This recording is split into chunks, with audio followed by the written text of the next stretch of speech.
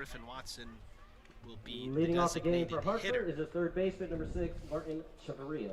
And now for the Hartford Hawks, who are 2-21 this year. They're a Division I independent team. And Martin Chavarria, the third baseman, will lead off. He's hit 258 on the season. And Novielo's ready, and here we go. That's a ball down for ball 1.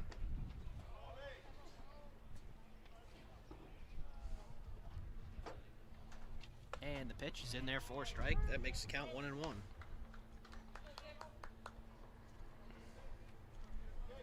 Noviello working with a lot of speed here, Andrew. Set the tone early for the Stags. And the pitch is ripped into left field. Strollo is going to let it drop in front for a base hit.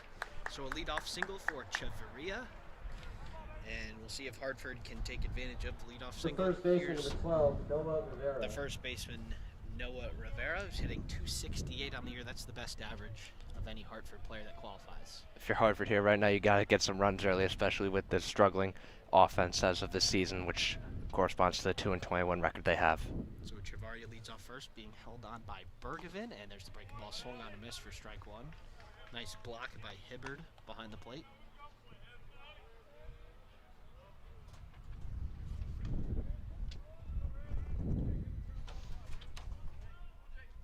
And here's the pitch from Noviello. The 0-1 is hit right to Bichetti. Double play opportunity here. He flips to Lucier for 1. On to first for 2. It's a double play.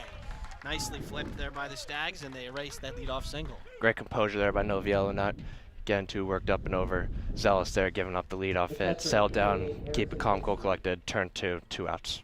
Yeah, so just like that, when you get 2 outs on one pitch, that's really good for the pitch count. It is, and Noviello has had complete games this season, so that these are what he wants. Ground balls to keep that pitch count low and go deep into this game. And here's the pitch. This is hit high in the air to left. Strollo is back on the track, and this ball's going to be out of here. So big, important that the Stags turn that double play, because this home run by Harrison Engstrom is only a solo shot, and Hartford takes a 1-0 lead. Good plate awareness there. First pitch, fastball in, took advantage of it, and it went over the trees. 1-0 Hartford. Strollo looked like he was going to make a play on it, but it did hit pretty high up in the trees. So Hartford strikes first here The DH, number in 10, the top of the Ryan first. The first Melendez. pitch hit, and now Ryan Melendez, the designated hitter, will step in. Like we were talking about, Andrew, the doubleheader tomorrow, you really want some length out of Noviello today, so you don't have to tax your bullpen. Here's the pitch from Noviello. This is ripped into center field, and this is going to get down for another base hit. Handle will field, and he will flip it in to keep him at first. So a first pitch single there, and Hartford The gets a second 2-out baseman, hit, number 4, and now Devin Devin Kellogg. Kellogg will dig in. We have seen a lot of offensive back and forth battles between the Stags and their out of opponents this year, whether it's in conference or out of conference. So it's shaping up to be like another one of those games today. So Kellogg digs in, way up there, and the pickoff attempt goes out of the glove of Bergevin, and he's going to take second. The throw is not in time. So Hartford turns his 2-out single and gets a runner into scoring position here in the top of the first. Hartford leads 1-0. They've got 1 run on 3 hits, and Noviello, not really sure what happened there, Andrew. Looked like it just went through Bergevin's hands. I think Bergevin wasn't ready or expecting a throw. I think with 2 outs they got laid back, but you know, Hartford, they're going to want to take advantage of any opportunity they get, 2 outs or no outs. So Kellogg here, still yet to see the first pitch. Here it is from Noviello. There's a fastball in there for a strike. So Noviello continuing to attack on that first pitch.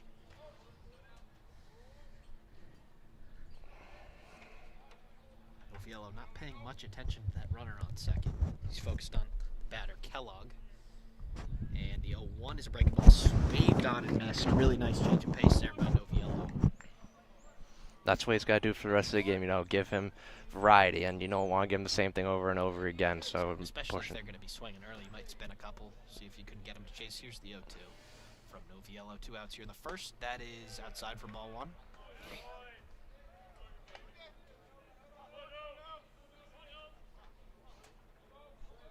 So Melendez leads off of second. Kellogg in here with a 1-2 count with 2 outs in the top of the first. Hartford leads Fairfield 1-0 on the solo homer by Harrison Engstrom. And here's the 1-2 from Noviello. There's a breaking ball in the dirt for ball 2. Nice block there by Hibbard. Venuto getting an off day today. Want to save him most likely for the doubleheader, especially with a travel day tomorrow. So here's now the 2-2. What looked like it was going to be a quick inning after the double play. Prolonging a little bit here. Here's the 2-2 by Noviello. The pitch. Fastball just kind of waved at, got a piece of it to the screen, so we'll do it again. Appears he didn't want to swing on that one. He kind of check swing, fortunate to get a piece of it and staying alive in this at bat. Way very close to the plate. His feet almost on that line. Interesting approach here by the Hawks second baseman. Here's another 2-2. Pitch is swung on a miss for strike 3. Hibbard will apply the tag. So at the end of a half inning, Hartford leads Fairfield 1-0. We'll be back after a short break as the Stags come to the plate.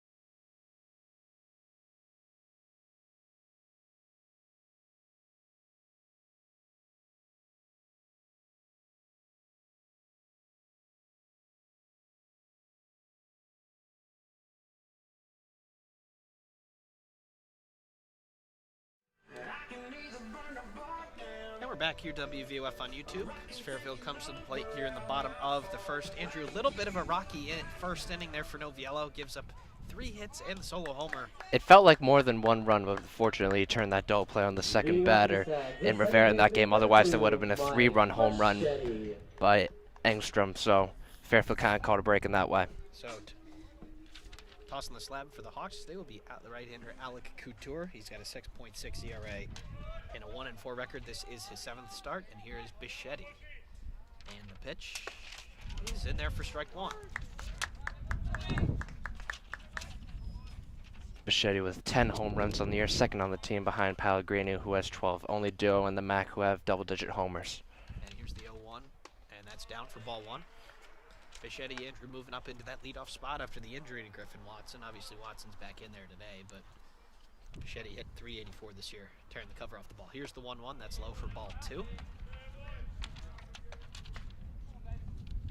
He's got an on-base percentage of .476, so even though he is getting out done at the plate, he's also got good discipline, finding ways on base, whether it's not hitting at all. And here's the 2-1. That's fouled off into the third base dugout, so that'll make it 2-2. Couture seems like all fastballs so far. We'll see if he tries to spin something to get Bichetti. Here's the 2-2. And that is just outside for ball 3, and the count is full.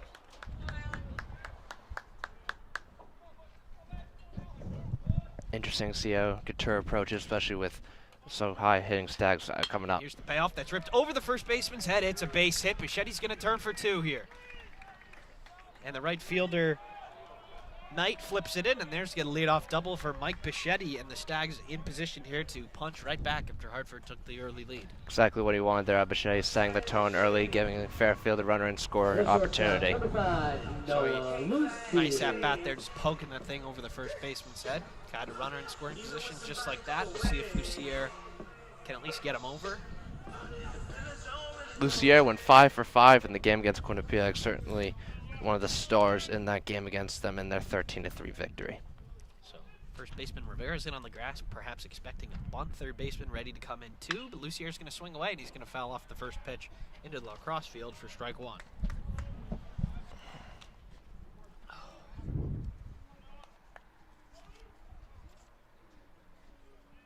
Bichetti leads off second here in the bottom of the first as Hartford leads Fairfield 1-0. And Noah Lucier digs in the 0-1. There's a nice breaking ball swung on a miss for strike 2.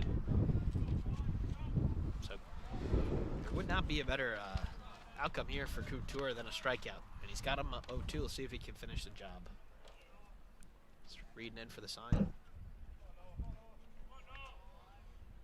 Here's the 0-2. The pitch is a breaking ball, nubbed right to the first baseman. Rivera bobbles it initially, but goes over to step on the bag. But considering you're down 0-2, that's job done there from Lucier. That is an efficient at-bat by Lucier, even though the scoreboard might not show it, advancing the runner to third with 1 out. And Charlie Pagliarini coming up. Fairfield went 1-8, one else up with the type of season Pagliarini is having. Yeah, Pagliarini, not only is he Fairfield's best hitter, but he's one of their best defenders too at third. He's obviously also shown a little bit of first base later in games after Bergovin's been replaced. And Pagliarini hitting .378 this year, having a great season so far. The first pitch is down. Hartford does not have the infield back, so a ground ball will probably tie this one up. And going back to Pagliarini, it really is an ideal play, you know, hitting for average, also stealing bases, hitting for power, but also good discipline. Here's the 1-0 from Couture to Pagliarini. The pitch is in there for strike 1.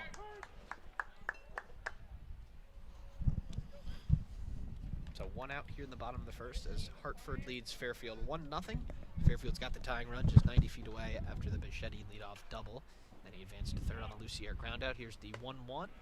There's a breaking ball outside for ball 2.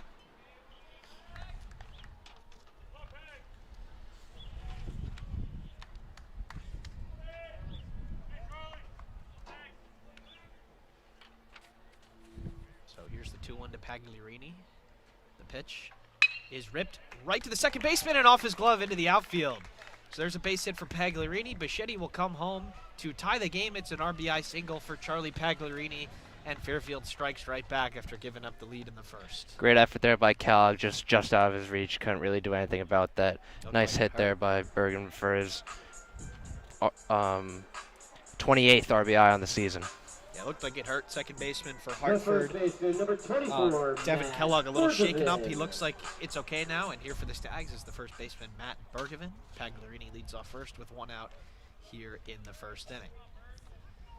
Bergevin, the cleanup hitter for the Stags. And here's the pitch by Couture. That's in the dirt for ball 1.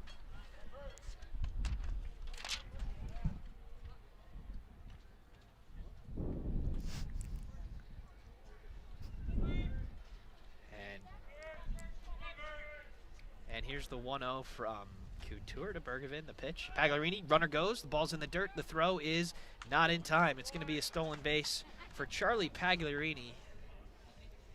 Not a bad throw there by Engstrom, the catcher. 7 for 7 on stolen bases this year, so certainly very efficient in his opportunities. Yeah, it looked like he didn't get the best jump. Stumbled a little bit out of the blocks, but he still beats the throw and gets into scoring position. Now here's the 2-0 to Bergevin. The pitch is a breaking ball just outside for ball 3. So Couture getting into a little bit of trouble here in the first. The count is 3-0 on Bergevin. Pagliarini leads off second as Fairfield and Hartford are tied at 1 here in the bottom of the first. And here's the 3-0. The pitch is going to be in there for strike 1. Command has been an issue for Couture this season. Just 24 strikeouts to 11 walks, so a 2-to-1, just essentially a 2-to-1 ratio, which is not ideal. Especially for a starter, wanting to get deeper into the games. But here's the 3-1 from Couture to Bergevin.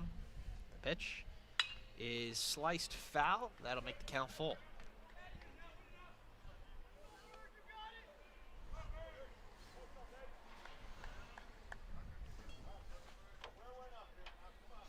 Bergevin hitting .337 on the year, having a really nice year. One of 7 Stags hang over 300, certainly consistency all across the board for Ross And Stags. the payoff is just up for ball 4. So a nice at bat, a nice walk there from Bergevin. And Hartford is going to use a mound visit here. This is just a pitching coach, so Stag yeah, he's going to stay in there. Stags done a good job working up the pitch count, getting the Couture tired early. More likely than not, we'll see the bullpen active earlier than Hartford would have hoped for. So Fairfield's got an opportunity here, Andrew, to put a couple more runs on the board. It would be pretty ideal, especially after Noviello got clipped for a solo shot in the top of the first. It'd be nice to pick him up and give him a lead before he goes out there next. The center fielder, number 7, Mike Handel. Mike Handel, last time I was on the broadcast, Handel round-tripped it twice in the game to right center, and with the wind blowing out today, it's a good matchup for him. The first pitch to Handel will be the 20th pitch for Couture in the ball game. Handel hitting .317 on the year with a .538 slugging percentage, 6 home runs and 20 RBIs. Certainly very efficient in his own right. And the first pitch is in there for a strike. Nice fastball in the inside corner by Couture. So Pagliarini leads off second, Bergevin off first. Handel at the plate. Fairfield and Hartford tied at 1 with 1 out here in the bottom of the first. Here's the 0-1. The pitch is just inside for ball 1.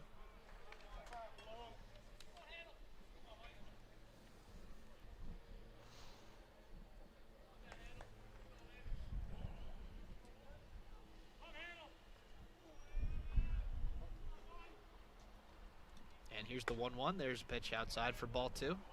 Bergevin getting a huge lead off first. Noah Rivera, the Hartford first baseman, is not holding him on.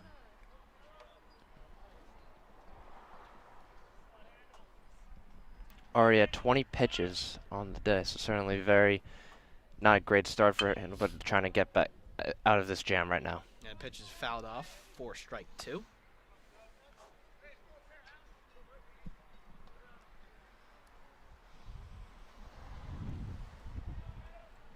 So this will be pitch number 25 for Couture. Just 1 out here in the first. Couture to Handel. Here's the 2-2.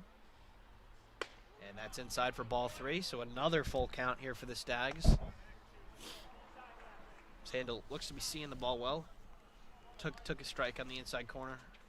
Put a good swing on the foul ball. And he's taken a couple close pitches for balls. Here's the payoff. Pagliarini leads off second. Bergevin off first. 1 out here in the bottom of the first. The runners go. Strikeout for Handel. He swings and misses, but both of the runners will move up on the defensive indifference. So Pagliarini takes third, Bergevin takes second, and now coming into the plate will be the right fielder, Matt Bucciero. The right fielder, number 17, Matt Bucciero. True freshman's having a pretty good season, Andrews, hitting .345. They will take that for any freshman. Anytime you can come in to make an immediate impact, the coach always loves when that happens, and Bucciero has been great this season.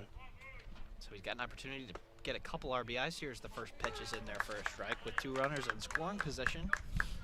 But there are 2 outs, so he's going to need a knock to the outfield to score them both. 2 outs here in the bottom of the first, second and third. And here's the 0-1. The pitch is a breaking ball just inside for ball 1. Outfield playing relatively deep, so a bloop single right over the shortstop's head will almost certainly bring in 2 runs. The left fielder's playing very deep there.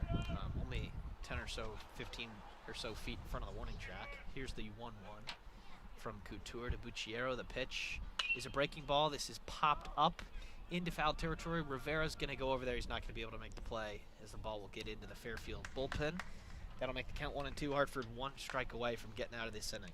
Couture's really bounced back after giving a rocky first half of the first inning, so certainly good approach there and good discipline staying alive. He gave up that double to Bichetti and that rocket by Pagliarini. But he's hung in there. He's induced a couple of soft contact. And here's the 1-2 with 2 outs here in the bottom of the first. The pitch is a breaking ball, and this is hit well, high in the air, deep to right field. He's back. He's on the track at the wall. This is off the base of the wall. And that'll be a 2 RBI double for Matt Bucciero, and Fairfield takes a 3-1 lead.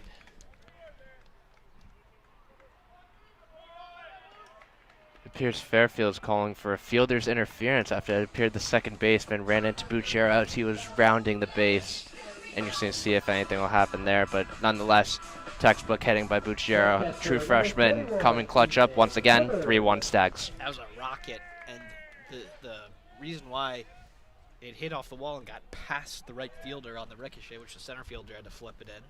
But Fairfield leads 3-1, and now Ethan Hibbard comes in with a chance to knock him in. And the throw, the pickoff attempt is not made. Goes off the glove of the second baseman, but the shortstop is there to back it up. So Don't see that often throwing to second base, especially with not really covering. And Buciero's not really a speed threat, so. Especially, he didn't fully have his oven mitt sliding aid on his hand yet. So Hartford tried to catch him, not paying attention, but they don't. So here's the pitch to Hibbard. This one's hit high in the air to left field. And it looks like he has room in front of the warning track to make the play for out number 3. So an eventful first inning, Andrew. Fairfield leads 3-1. We'll be back for the top of the second.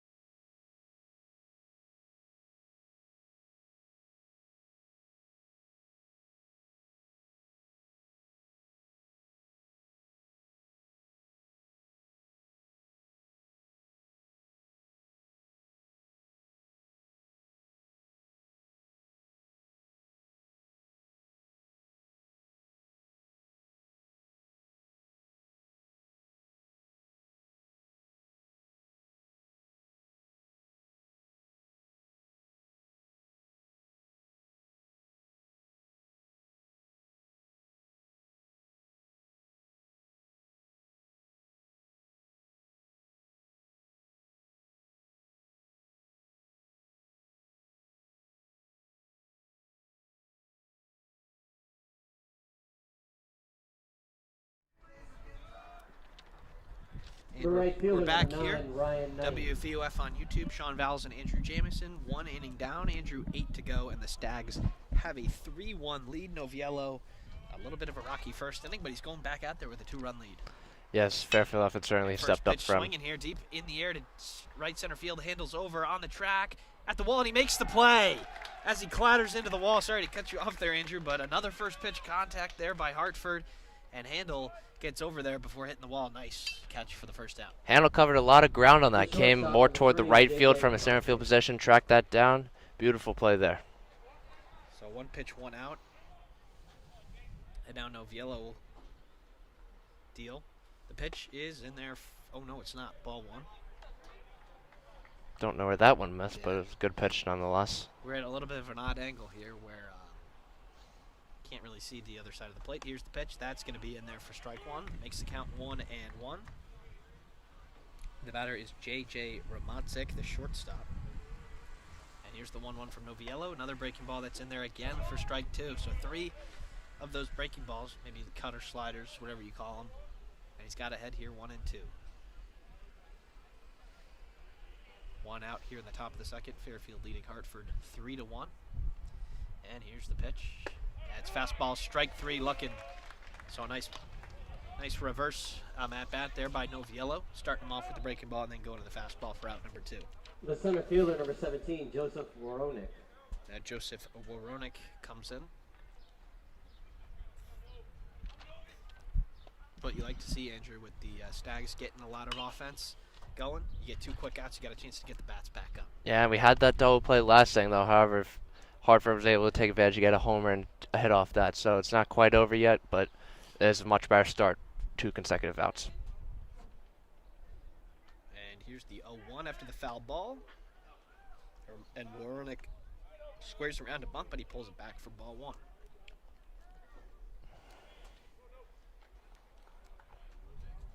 And here's the 1-1 by Noviello. That's fouled back to the screen for strike 2. So just like that, Andrew, Fairfield is 1 strike away from getting out of the inning. Noviello would love nothing more here than a scoreless inning. Get his offense back there with who put up 3 runs in the first inning, looking to add more. And here's the 1-2. Breaking ball waved on and missed for strike 3.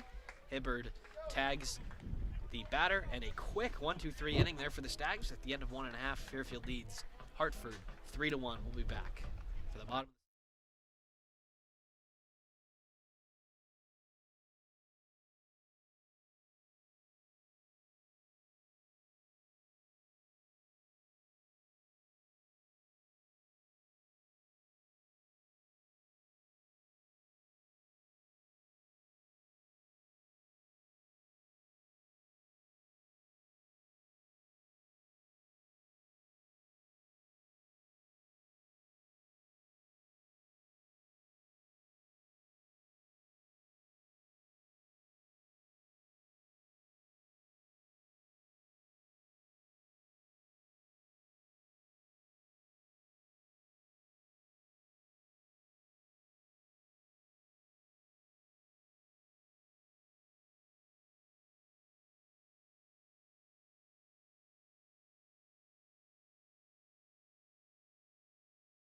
Griffin Watson. And we're back here, WVOF on YouTube. Fairfield, after a pretty eventful first inning, Noviello gets Hartford out in a 1-2-3 inning rather quickly. And now coming to the plate will be the designated hitter, Griffin Watson. Watson is DHing today, as we mentioned that injury earlier, but he should be back in the field sooner rather than later. First pitch swinging, hit hard to the shortstop, and he boots it, and Watson beats it out. So that's going to be ruled an error on the shortstop, Romatzik, for Hartford, and Watson gets on base. Speed being there was crucial. Good, great hustle by Watson out the box, immediately with the ground out. That's what makes Fairfield such a threat. Their speed on the base pads and their ability to steal bases is top notch. Yeah, not really sure what happened there, Andrew. Looked like a pretty straightforward chopper, but didn't handle it, and Watson's speed clearly affecting that, and he gets on base. So nobody out here in the bottom of the second, and Ryan Strollo will come to the plate in left field today for the Stags. The pitch is in there for strike one.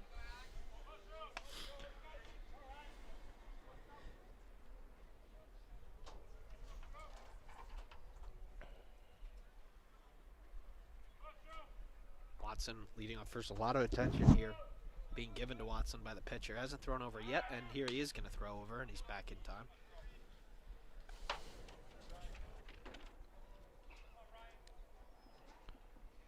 Watson with 3 stolen base runs, so not a big threat, but occasionally will steal one from time to time. I'm not really sure if the Stags will push him, being that he was injured. We're not sure what that injury was, and here's another throw over, and he's back in time. So, Andrew, there is a pitch clock in college, but there is not a amount of times that you can throw over rule like there is in MLB. And that certainly makes a difference, and they're more of a threat, but you know, the more times you throw it, the greater chance of an error from it on. Strollo rips it past the first baseman. It's a base hit for Ryan Strollo, and Watson is going to turn and go to third. So Fairfield set up here in the bottom of the second, first and third with nobody out on the single by Ryan Strollo. And now we'll flip the lineup card over again, and it'll be the second baseman, Mike Bichetti. Bichetti had the leadoff double in the first inning, which set the tone for the Stags, looking to go 2 for 2 here and drive in another run, maybe 2. So nobody out. The third baseman for Hartford is in on the grass, but the second baseman and shortstop at double play depth, so it looks like a ground ball will get Fairfield another run. Here's the pitch from Couture to Bichetti. The pitch is fouled back to the screen for strike one.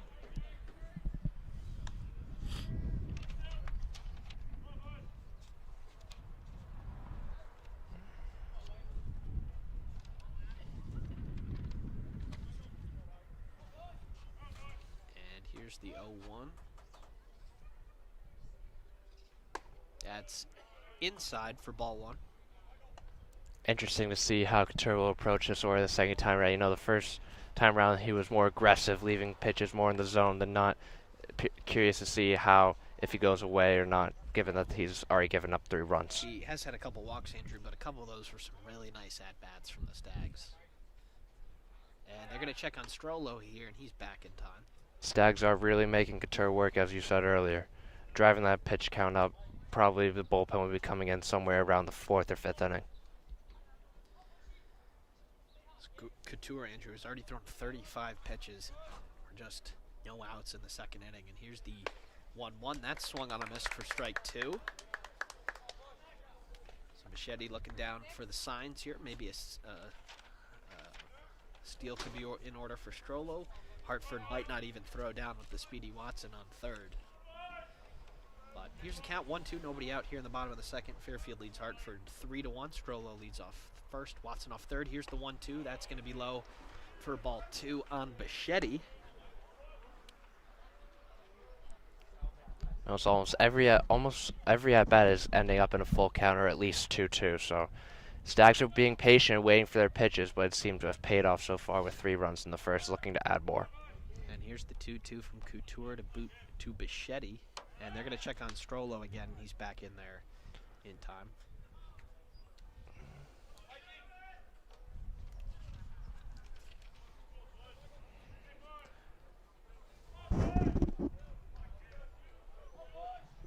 Here's the pitch from Couture to Bichetti. This one's hit high in the air to center. This will get at least 1 run in on the sac fly. He's back on the track, and this ball's out of here.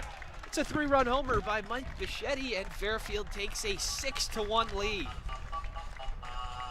That one was a little bit of a wall scraper, Andrew, but it counts for as much as all the other ones do. Bichetti's 11th of the year, if I'm not mistaken. Yes, you are correct. Fairfield Bichetti wasn't even sure himself if that one was going to get out, but he hit to the deepest part of the yard, and it's 6-1 Stags. Yeah, that was to about as dead center as you can get, Andrew. And 6-1 Fairfield all of a sudden, and now Hartford's got to make sure that this is even a game at this point. You've only gotten 3 outs, you've given up 6 runs, and with a doubleheader tomorrow, the rest of this game you just got to make sure you get outs and you don't use too many pitchers. Now here's the pitch to Lucier. This is ripped up the middle. It's going to be a base hit.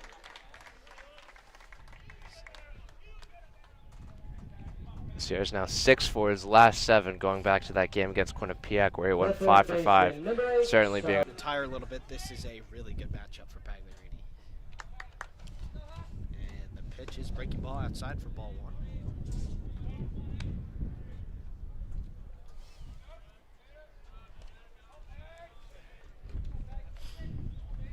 Still nobody out here in the bottom of the second. And there's a breaking ball in there for strike 1.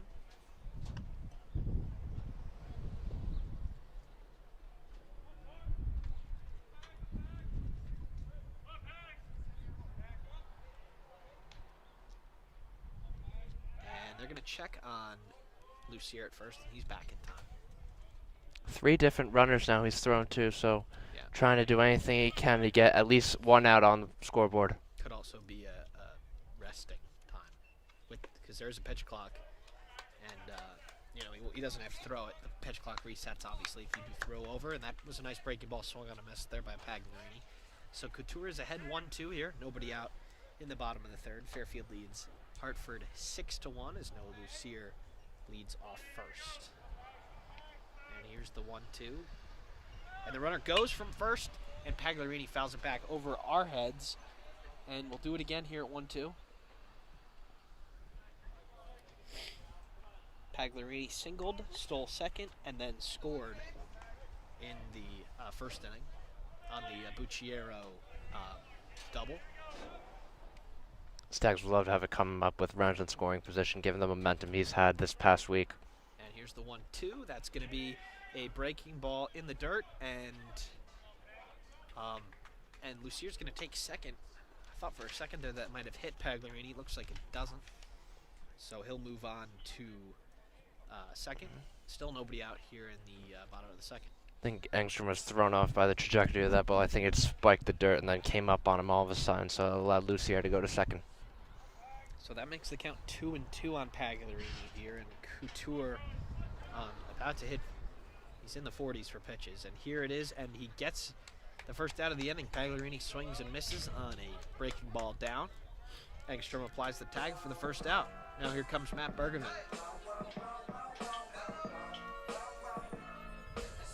The first baseman, number 24, Matt Bergevin.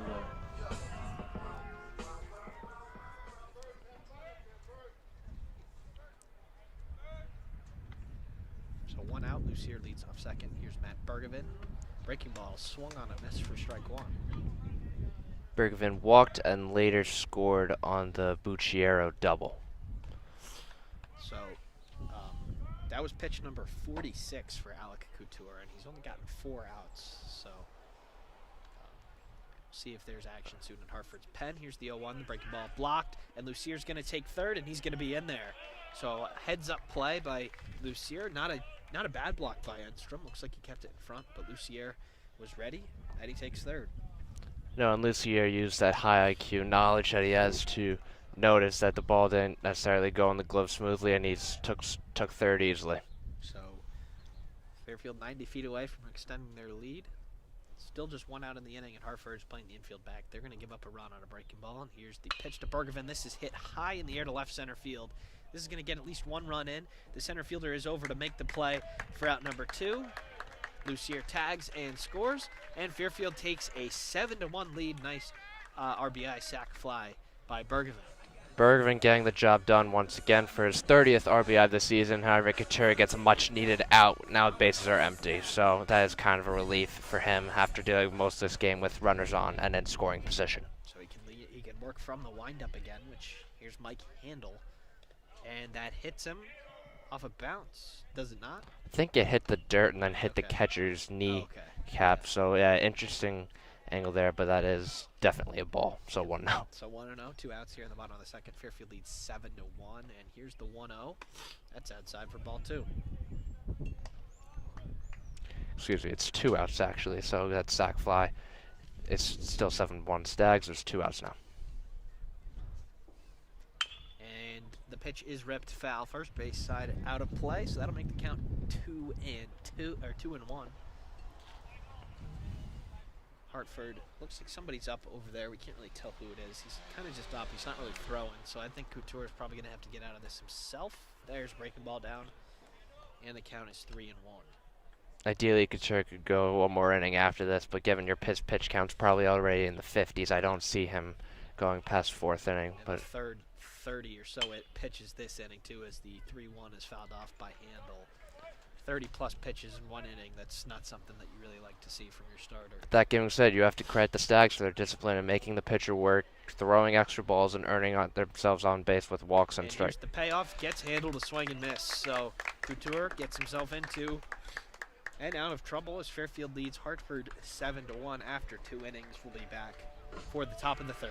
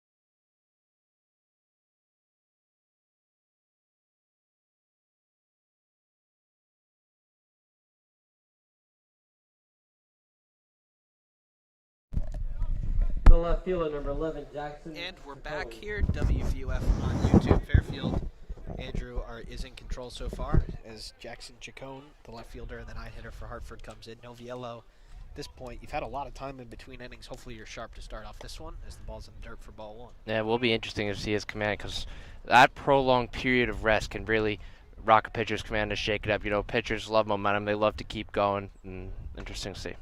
And that pitch is outside for ball 2. It seems like Noviello, Andrew, really likes to get into a rhythm. He deals rather quickly, so the pitch clock's not a problem for him. Is right away he's dealing pitch 3 here, and that's going to be low for ball 3, so not the start that Noviello was hoping for this inning. Walks are the last thing you want to do up 6 runs this early in the game.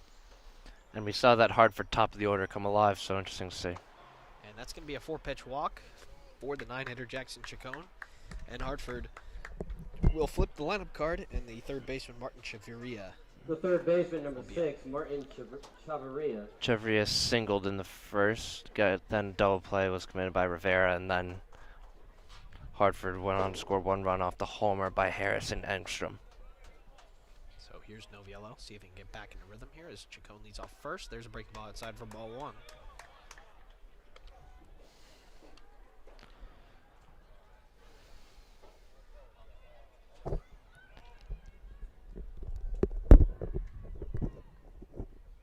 And here's the 1-0. That's in there for a strike. So nice pitch there by Jake Noviello on Martin Chavarria.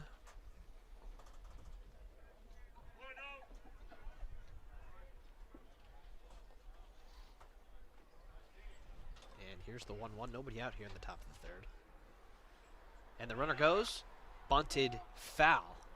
So an interesting strategy there by Hartford. The bunt and run Down 6 runs in the 3rd inning. Interesting strategy there, but so Hartford's got to keep chipping away at that lead, and by any means necessary they can do, whether that's a bunt, whether it's a home run. Any runners on base is good for Hartford at this moment, down 6. So Chacon's going to have to go back to first, and now Chivaria has himself a 1-2 count. Here's the pitch by Noviello. That pitch is fouled back to the screen, so we'll do it again.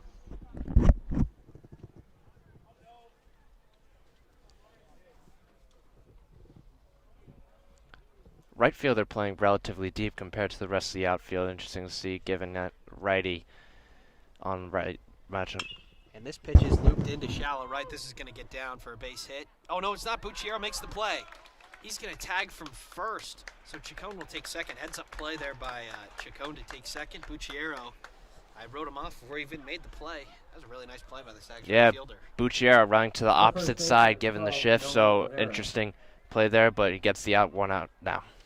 That ball just hung up in the air a little bit. The wind is going straight out from home plate to dead center, so maybe it held it up enough for Bucciero to get under it. But Ciccone takes second on the tag, so 1 out here and runner on second for Hartford. As here's Noah Rivera bouncing to a double play in the first. And the first pitch, this is hit high in the air to shallow left. And the catch is made by Strollo for out number 2. Ciccone does not tag here. Fairfield gets the second out of the inning. Here will be Harrison The catcher, Engstrom. number 28, Harrison 2 Engstrom. consecutive outs on back-to-back pitches by Nolia. Certainly efficient after that long at-bat to start the inning. So Engstrom went yard in the first inning over the trees in left field. We'll see if Noviello can make an adjustment. I believe that was on the first pitch too, Andrew. Hartford is playing more aggressive now. We are seeing, given that they are down 6, so certainly not a bad approach. And the pitch by Noviello, that's going to be in there for strike 1. That was just pitch number 34 for Jake Noviello. So far so good for the Stags ace, and hopefully the Stags are hoping that he can get pretty deep into this game. And here's the 0-1. The pitch is a breaking ball, and that nearly comes all the way back in, but just misses for ball 1. Couple of comments by the fans that pitch was not called a strike. But that makes it count 1-1.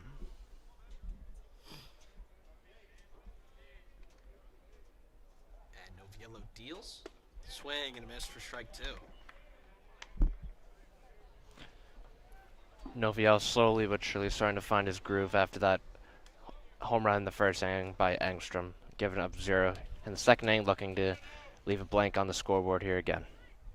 So here's the 1-2, 2 outs here in the top of the third. Noviello deals. The pitch is breaking ball, gets him looking on the punch out for strike 3. So Noviello gets around a leadoff walk, and at the end of 2.5, Fairfield leads Hartford 7-1. We'll be back in a little bit for the bottom of the third.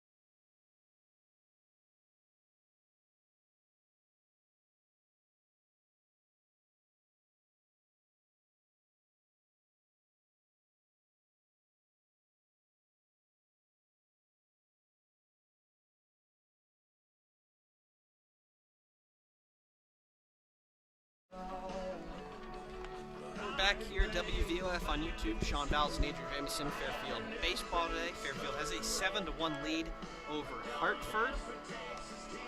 And the starter for Hartford, Andrew Alec Couture, his day is done. Just 2 innings pitched, 7 earned runs. And Hartford's going to turn to their big lefty, Joey The Akla. right fielder, number 17, Lefty has a little bit of a funky Bucciero. delivery. And he has given up 5 earned runs across 3 1/3 this year, so not a lot of action. See if Fairfield can do some more damage here as Matt Bucciero digs in. Hartford going to try to do their best now to keep as many pitches available for the doubleheader tomorrow. And the pitch is way outside for ball 1. Akla seems like a lefty's nightmare, Andrew, with that funky sidearm-ish delivery. And here's the 1-0. The pitch is going to be low for ball 2. Bucciero is going to be loving this matchup right now, righty on lefty, and hitting a 2-run double in the first inning. Yeah, you can assume with this funky delivery that the pitch, the velocity might be a little lower. But here's the 2-0 from Akla. The pitch is, it hit Bucciero, or did it? No, it didn't. So that makes it count 3-0. We are seeing those command issues. I think that might have to do with something with the form, but nonetheless, it's 3-0, and Bucciero's worked himself into a nice spot right now. Yeah, I assume he will be given the green light, being that the Stags are up by 6. It doesn't matter, though, as the ball is bounced, and that's going to be a 4-pitch walk to start things off for Joey Akla as Bucciero takes first. So now coming up for the Stags will be Ethan Hibbard. The catcher, number 31, Ethan Hibbard. Long fly out to left in his first at-bat. Last time I was on the call, Andrew, he hit 2 home runs over the left field wall, so certainly not the Stags' first option. The catcher Venuto's been in and out recently with an injury of sorts, but Hibbard is certainly capable offensively too. Yeah, Hibbard has certainly been efficient in his own right given his small sample size this season. 2 home runs and 11 RBIs. Would love nothing more here than to drive Bucciero in after this 4-pitch walk. So the first pitch to Hibbard was a ball, so that makes it 5 in a row. That's going to be just inside for ball 2. Hibbard, another good matchup here against the lefty.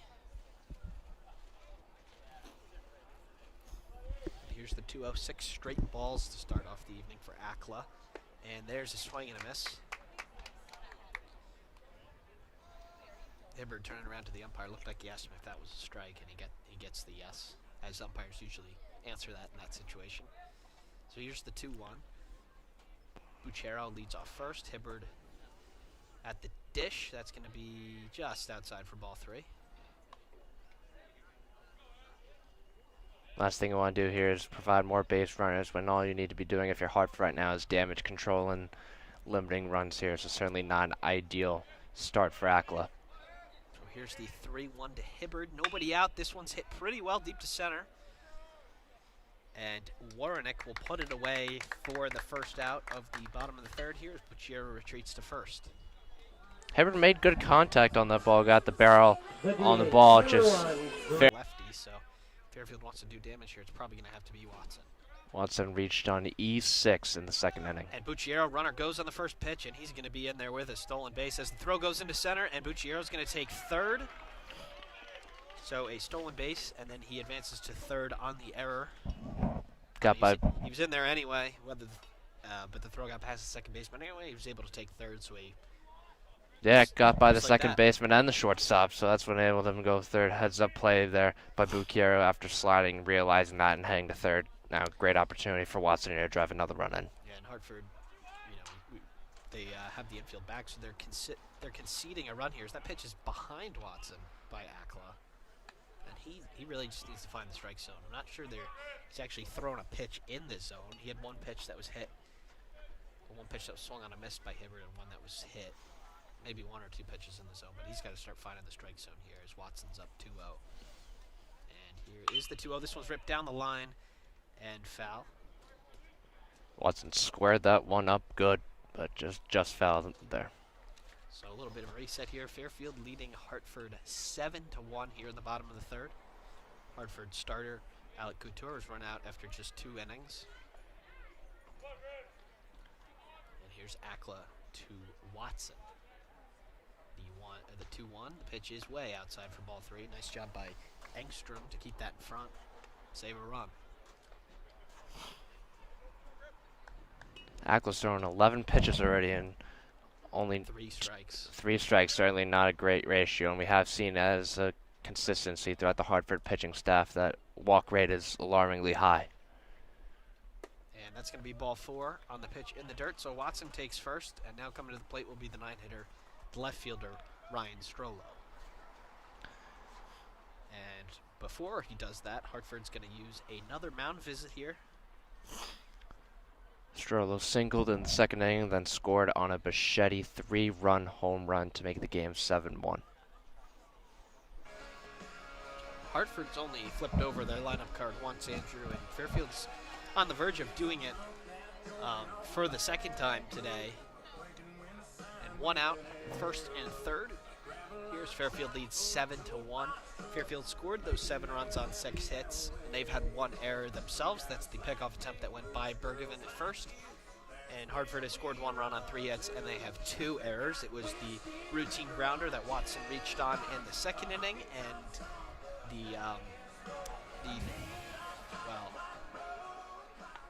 the throw that went into center field that got Bucciero third. Those errors translate into runs, and oftentimes that's how baseball games are decided. And no different here so far as Fairfield's able to expand this lead. So it looks like, Andrew, we got some action in the Fairfield bullpen. I believe that is Noviello just trying to stay warm. We talked about it earlier. It's tough when your offense has really long innings to stay in there. Here's the pitch to Strollo. That's high for ball 1. Well, we saw that in the third inning where his command was out of the gate, and third inning his command was not great. However, he bounced back and produced a scoreless inning. Just trying to keep fresh here right now. So here's the 1-0 to Strollo. This one's hit well to right field, and it's going to be caught. Bucciero tags and scores, so it's an RBI sac fly for Ryan Strollo, and Fairfield takes an 8-1 lead. Efficient at that there from Strollo, headed deep enough so that the runner was able to score. 8-1 stacks. We said that was a nightmare matchup with the tough lefty angle, but Strollo looked like he was seeing the ball well, put a good swing on it. A couple feet away from a home run. Bichetti come up to the plate now. It's 2 for 2 on the day with a double and a 3-run home run in the second inning. That's in there for strike 1. So 2 outs here in the bottom of the third. Fairfield leads Hartford 8-1 as Watson leads off first. And that pitch is inside for ball 2, so that makes the count or ball 1, that makes the count 1-1.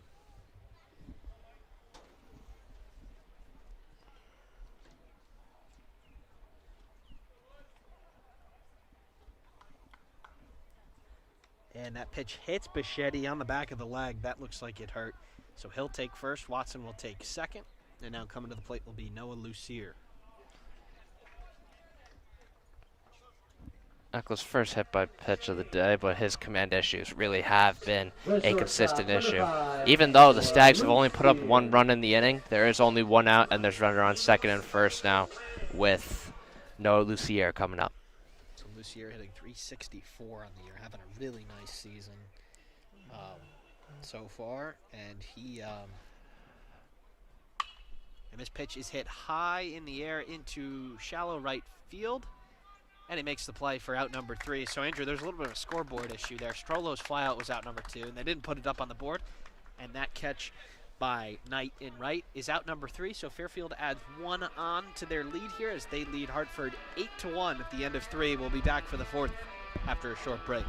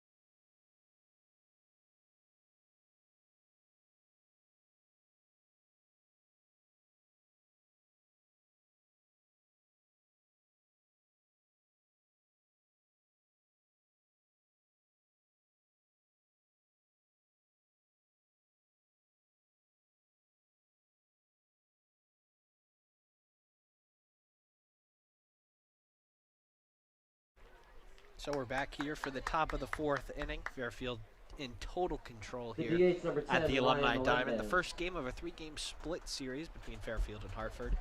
And Andrew Jake Noviello at this point, 37 pitches, all he's needed for 3 innings. At this point, you just want to pour some strikes in there and pitch to contact. All you want to do is have an efficient inning, get out and let your offense keep doing what it's been doing all game. So that's a fastball inside for ball 1 to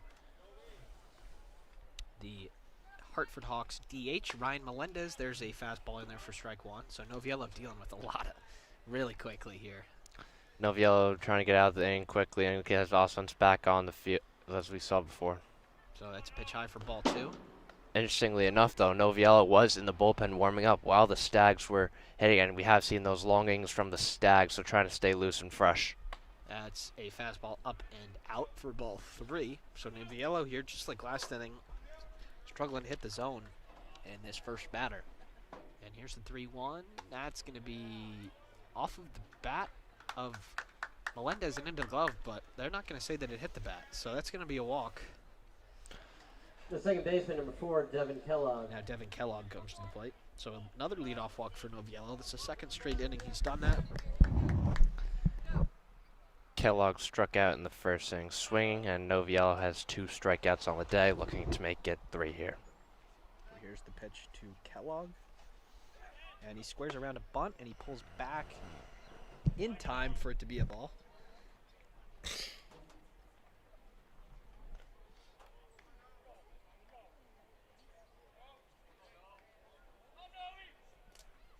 So here's the 1-0.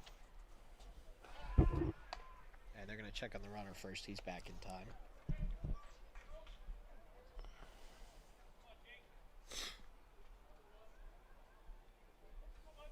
Pace has slowed down a little bit, and you know Noviello likes that quick pace, so interesting to see how this is going to work out for him. And the runner goes from first, but he's going to have to retreat as this ball's popped up into the outfield. Pagliarini calling it off, and he can't make the play.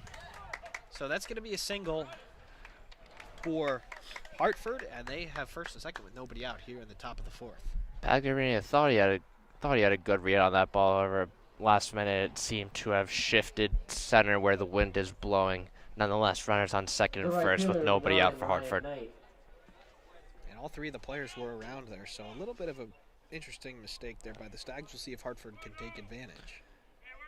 Ryan Knight up now. Knight hit an absolute bullet to center field, but it was caught by Handel on a great play in center.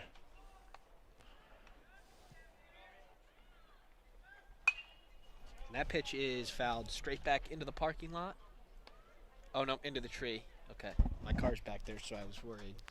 But that makes it strike 1. Nobody out here in the top of the 4th. As the lefty Ryan Knight digs in.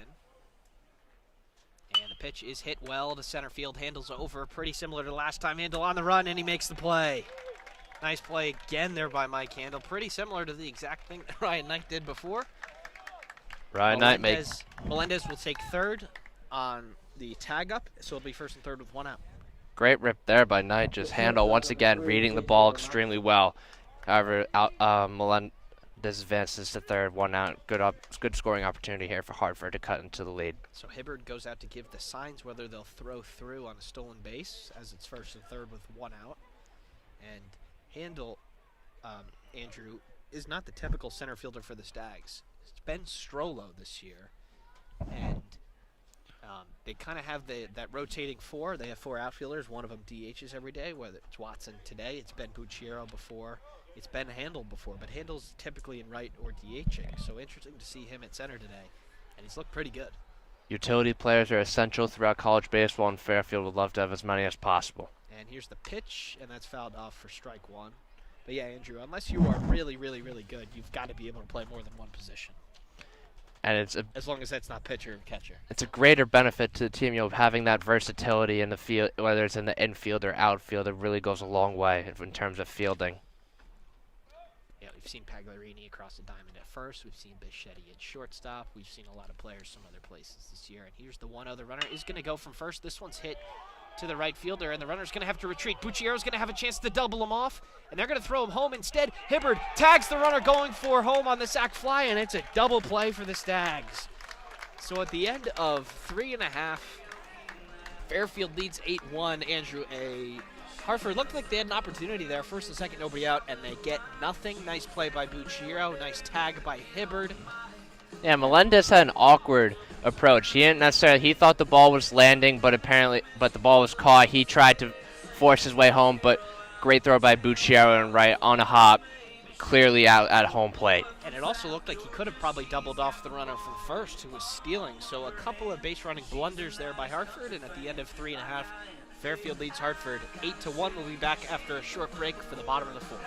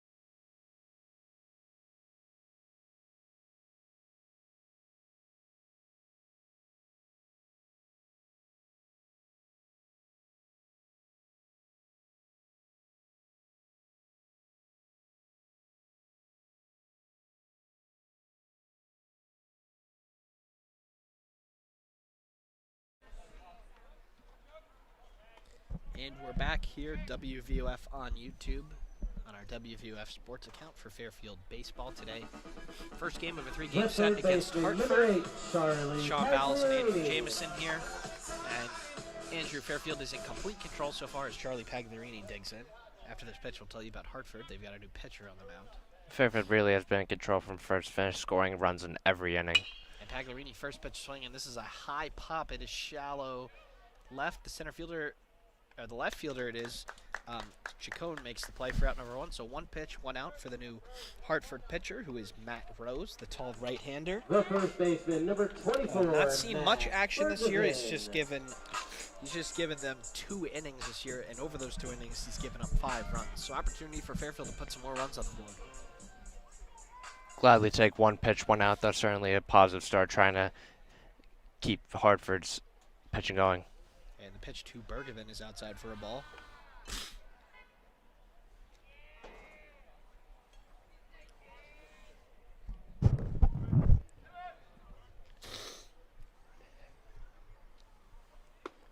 And the 1-0 is down for ball 2.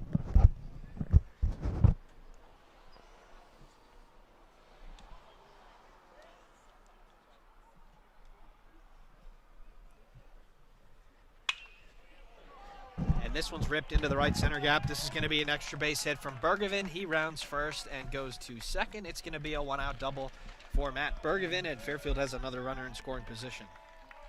Great piece of hitting there by Bergevin, splitting the gap in between the center and right field. They're perfectly placed. Runner in scoring position now for the Stags, looking to extend their lead even further. So now Mike Handel will dig in.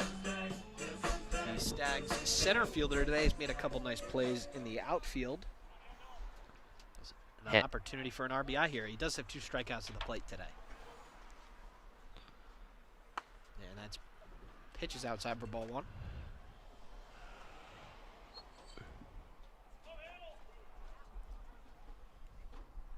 And here's the 1-0 from Matt Rose to handle. The pitch is ripped past the first baseman. It's a base hit. Bergevin's going to round third. He's going to come home, and the throw's going to come into second. It's an RBI single for Mike Handel, and Fairfield extends their lead to 9-1. Nice bounce back there from Handel after 2 strikeouts in his first 2 at-bats, staying calm, cool, and collected, drilling a ball in the infield, bringing home the run, 9-1 Stags. Right fielder, number 17, Matt Bucciero. So Bucciero digs in now. He had that nice 2-out, 2 RBI double in the first inning. And they're going to check on Handel. He's back in time. Bucciero walked and scored in the third inning, along with that double in the first that we talked about. That pitch is inside for ball 1.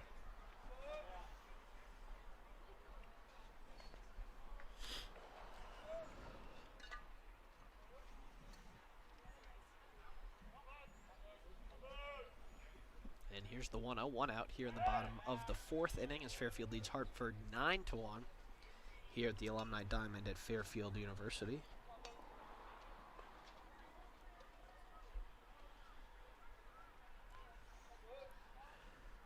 And the pitch is up for ball 2.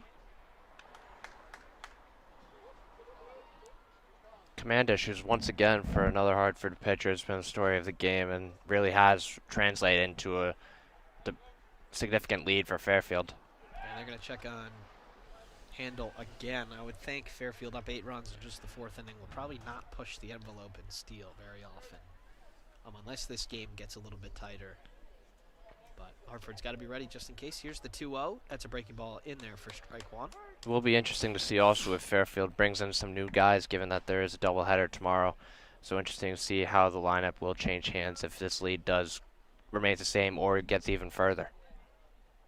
And here's the 2-1 to Bucciero. The pitch is just outside for ball 3. So Rose keeping with that theme, Andrew, of Hartford pitchers struggling to find the plate. Really have seen a lot of these Hartford pitchers have alarmingly high ERAs, and it correspondingly has translated to their record. And that pitch is grounded foul down the third base line. So we have a full count. Now here's a position where you probably do send Handel. Full count, 1 out here in the bottom of the fourth. Trust Bucciero to put the bat on the ball. Bucciero is a heavy contact hitter, not frequent strikeout hitter, so certainly a great opportunity here. And here's the payoff. Handel does not go, and that pitch is to the backstop anyway. Handel takes a semi-big turn around second, but he stays put. So it's a walk by Bucciero, and here comes the catcher, number 31, Ethan Hibbard. Two flyouts for Hibbard we've seen so far, Andrew. He's been pretty close twice to getting a home run. We'll see if he can barrel one up here after just missing 2. And like most of the lineup, we have seen great contact from him, just getting unlucky on those, and outfielders have been able to cut them off. And the pitch in there for strike 1 from Rose to Hibbard. He's looking down to third to see if there's going to be any signs, and Coach Courier's not giving any. So Hibbard's likely swinging away here.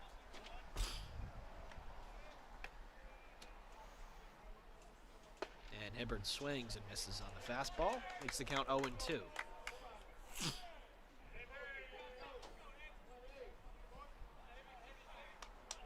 Burrow's trying to make quick work of Hibbard here and get through, try to get out of this jam. So here's the 0-2 here. And it's fouled back to the screen, so Hibbard's staying alive.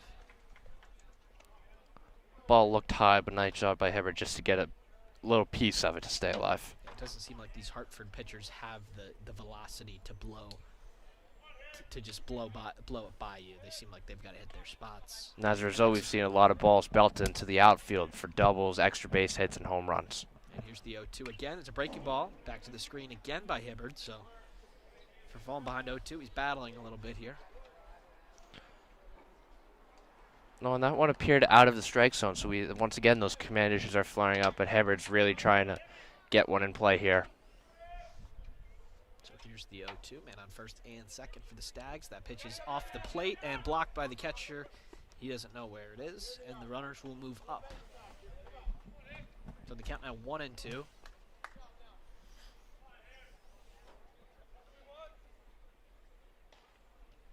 More action in the Hartford bullpen over there.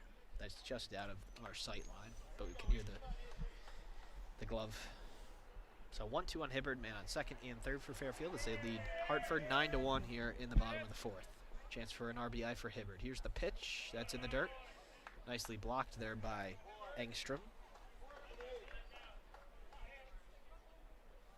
Likely run saving that stop, given the speed of Mike Handle we have, even though he is not your average stolen base guy, but he is fast. He's not being held on at third, so he's getting down there on a secondary lead, and we'll see if he tries to take a chance here. Here's the 2-2. The pitch is ripped down the line. It's a base hit for Hibbard. Handel scores. Bucciero rounds third. He'll score easily as the ball goes all the way to the wall. It's a 2 RBI double for Ethan Hibbard, and Fairfield takes an 11-1 lead. Nice job by Hibbard there, staying alive throughout the at-bat, waiting for his pitch and ripping one down the third baseline, just out of the reach of Chaviera and driving into 11-1 Stags. So here is Noviello again. Andrew going to the bullpen, just trying to stay loose. We are at 10 runs, so if Fairfield does get out of the next inning without giving up a run, I believe that'll be the run rule. I'm not 100%, so this game might not be going on for much longer. Here's the pitch to Watson now, breaking ball up for ball 1. We have seen that has been a constant theme with Noviello. Stags have scored runs in every inning, and Noviello's just doing what he can to stay loose, and while his offense keeps raking away. And here's the 1-0 to Watson. This one's hit pretty well to center. Doesn't look like it's going to get out. Looks like Warnick is underneath it, and he makes the play. Hibbard's just going to bluff and draw the throw, which was a pretty good one, so he probably would have been out. So that's out number 2. And now coming up will be the 9-hitter, Ryan Strollo. Left fielder, number Strollo 1 for 1 on the day, Strollo. RBI single in the second, and sacrifice fly with drove in Bucciero in the third. So certainly a very efficient day from the 9-hole spot.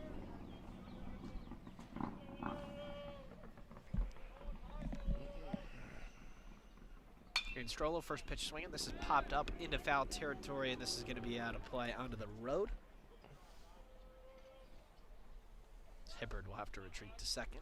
So Fairfield clearly swinging early in the count today, and it's paid off as Noviello's coming back to the dugout here.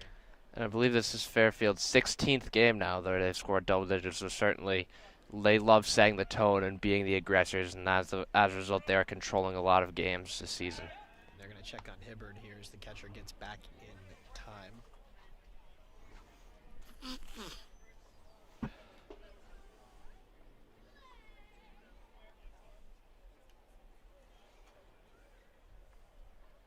Here's the 0-1, fouled back to the screen after catching the umpire on the way. That'll be strike 2. Yeah, that took a good piece of him. He did not even flinch.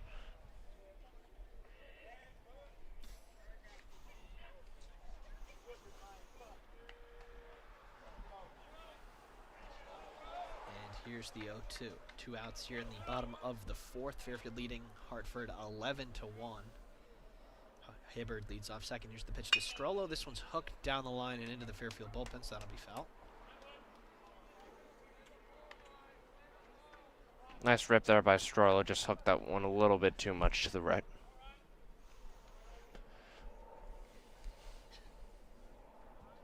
Strollo just hitting 169 on the year, so an opportunity for him to get his average up a little bit. Here's the 0-2. And the pitch is outside for ball 1.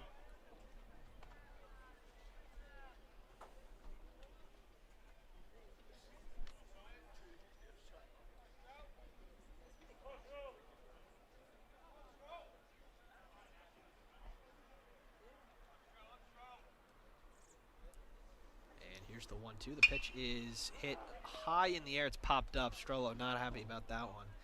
And the left fielder comes in, and he makes the play for out number 3. So at the end of 4, Fairfield leads 11-1. A clean inning here. And I believe that will do it. We'll be back for the top of the 5th shortly.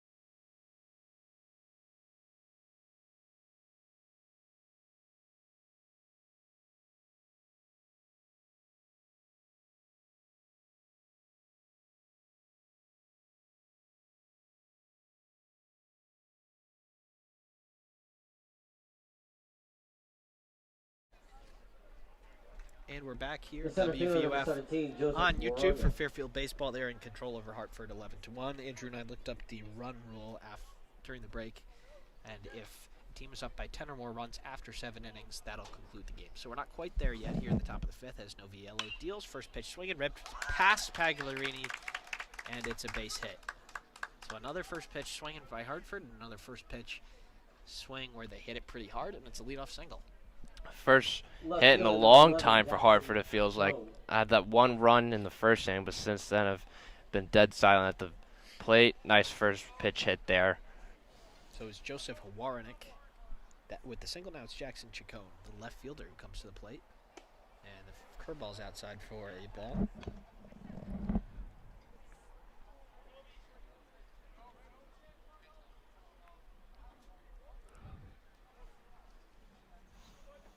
Here's the 1-0. The pitch is hit to Lucier. High hop. He goes to Bichetti for 1. On to first for 2. It's a double play.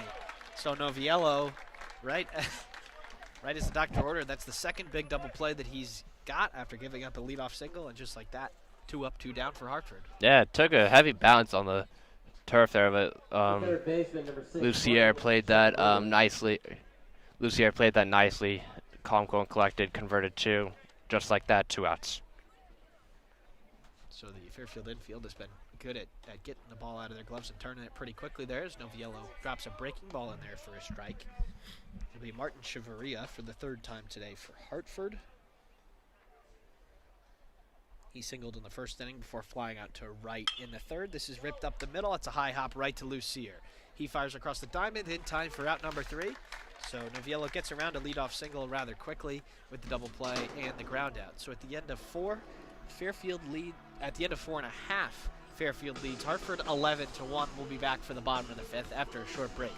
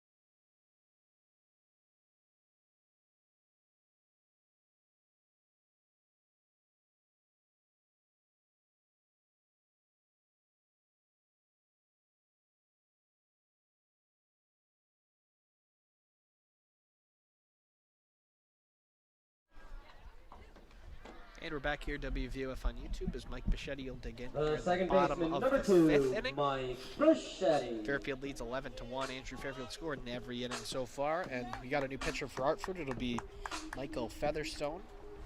Got the best ERA of any Hartford reliever. He's given up just 2 earned across 7 2/3 innings this year. Hoping for a quick inning here for him. Try to keep him available for a doubleheader at some point tomorrow. And he deals to Bichetti in the dirt for ball 1 as Coach Courier didn't make his way over to third base before that pitch. So he's going to trot over there right now. Bichetti 2 for 2 on the day with a double and 3-run homer. Also a hit by pitch back in the 3rd inning. And here's the 1-0 to Bichetti. That's fouled back for strike 1.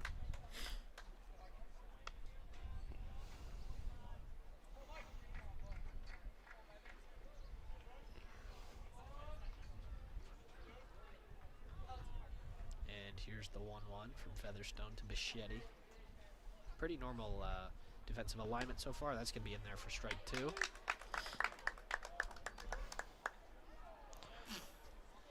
Good variety right out of the gate here from this reliever. Set the tone, trying to make quick work of Bichetti, which not a lot of pitchers do. And here's the 1-2. The pitch is fouled off. Nice piece of Nice contact there by Bichetti to stay alive. Featherstone looks like he might hide it, and it might be a little bit tough to see it out of the glove. Or out of the hand, rather, not the glove.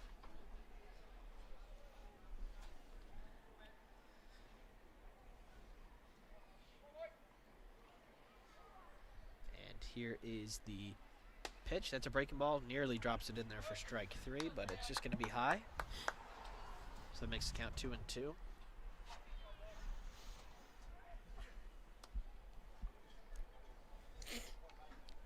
And here's the 2-2 to Bichetti.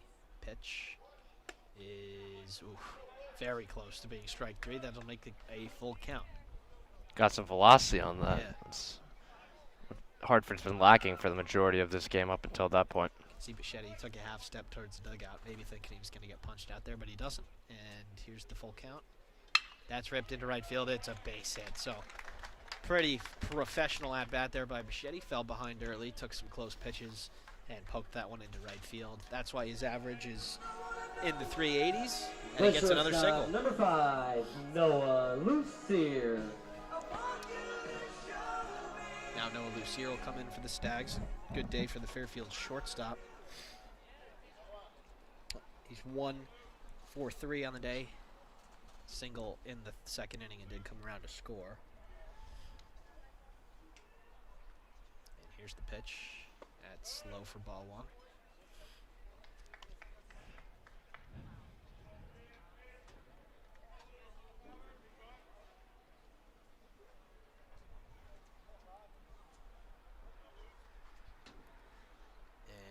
Deals. The pitch is hit high in the air to right, shallow right. He's coming in. He's going to be able to make the play for out number 1. That's Ryan Knight on the putout, and Bichetti will retreat to first. Third baseman. Tell you he is 1 of 3 on the day with a RBI single in the first and strikeout and flyout. And that's first pitch strike in there. So Featherstone not afraid to attack the zone, unlike some of his Hartford teammates, but see if he can get Pagliarini out here. Still a good matchup for the Fairfield third baseman. Anytime Pagliarini has a righty on lefty matchup, he will try to take advantage of it like he has done for most of the season. And that's a fastball out for ball 1. So 1-1 count on Pagliarini here with 1 out in the bottom of the 5th. Bichetti leads off first as Fairfield leads Hartford 11-1.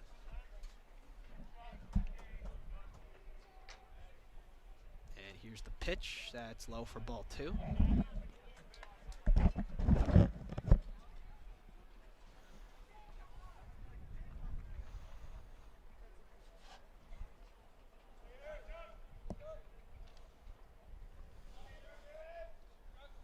here's the 2-1.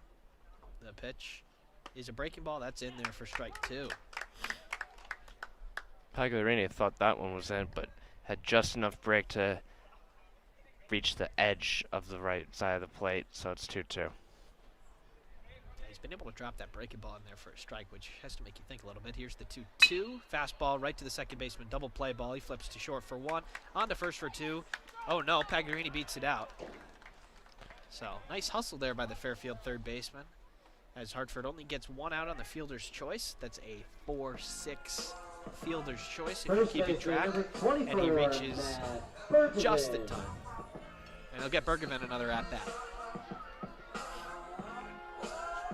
Bergevin 2 of 2 on the day with 2 RBIs on the day, sac fly in the second inning, and an RBI double in the 4th. So certainly a very efficient day for him. And the pitch to Bergevin, it's a breaking ball, and he flips this one into center field, somewhat deep, and he is there for out number 3. So that's Warnick on the putout, and that is the first inning that Hartford has not given up a run. Makes sense. They put their best reliever on the mound. So at the end of 5, Fairfield Department of Athletics will be selling Fairfield leads Hartford 11-1. We'll be back for the 6th. Proceeds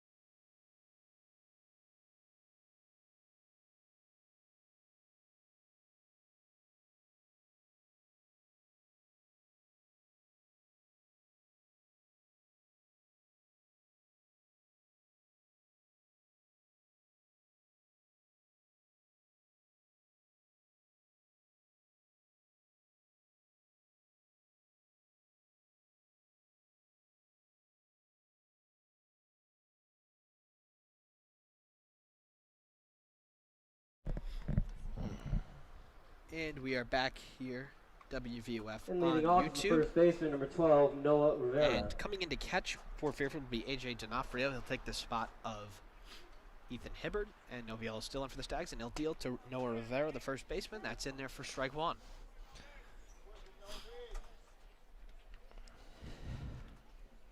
And another pitch, really quick here. That's outside for 1-1. So Noviello, it's not wasting any time here, Andrew. No, he is not, and even though Fairfield didn't score any runs, it was still a relatively long inning. Misses chop to Pagliarini, nice. Fortunate hop, he fires across the diamond in time for out number 1. Noviello, again, a lot of ground balls, so he's certainly very efficient, has lowered his pitch count, which has allowed him to pitch this deep into the game so far. He's just at 56 pitches to get 5 1/3 so far, so you would assume that he's going to be let go here, probably for the rest of the game, unless he gets into any trouble. Here's the pitch, and to Engstrom, and that's outside for ball 1. Completely polar opposite pitching performances from Hartford and Fairfield, whereas Noviello's been consistent, or a variety of Hartford pitchers have really struggled on today. And the 1-0's in there for strike. Ever since Engstrom kind of lifted that ball off of him in the first, it's hard to think of a Hartford hitter who's kind of got under the ball a little bit. But here's the pitch to Engstrom. He's fouled this one off. Going back to, we have seen Ryan Knight drill a few balls in the center right field gap, but there has been great defense on the Stags, and with Handel making 2 nice grabs and Carrio making a nice grab as well of zone. So that 1-2 is fouled back to the screen. So we'll do it again. 1 out here in the bottom of the top of the 6th. Noviello still in control here.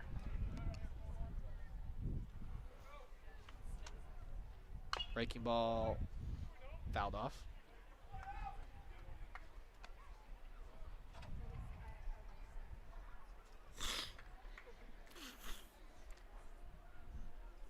Noviello working from the stretch for most of this game. That's typically what starters like. And here's the 1-2.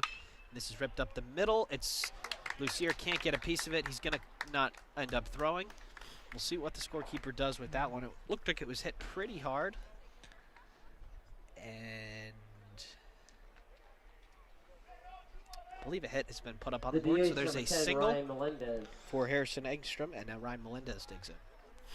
Engstrom accounting for 2 of the Hartford Hawks' 6 hits, so really the only productive offensive player when it comes to the scoreboard, at least. And here's the pitch, and this one's ripped into center field. Not hit very hard. Handel makes the play for out number 2. The amount of 1-pitch outs that Noviello has gotten has really helped his pitch count, Andrew. He's only at 60 here, and he's 1 out away from getting through 6 innings. In college, starters typically only pitch once a week, so they usually let to go 100, 110. So Noviello's in a good spot here. If he keeps this up, he's probably going to be the only pitcher that we're going to see for Fairfield today. He squares around a bunt. That's foul.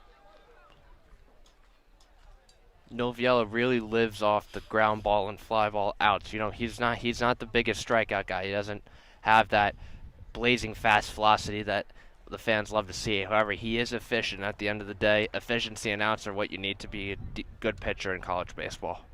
So here's the 0-1 now with 2 outs in the top of the 6th. Noviello to Kellogg, and the pitch is ripped up in the air, high in the air to right. Bucciero's back just in front of the track, and he takes it from over the fence, and he makes the catch for out number 3.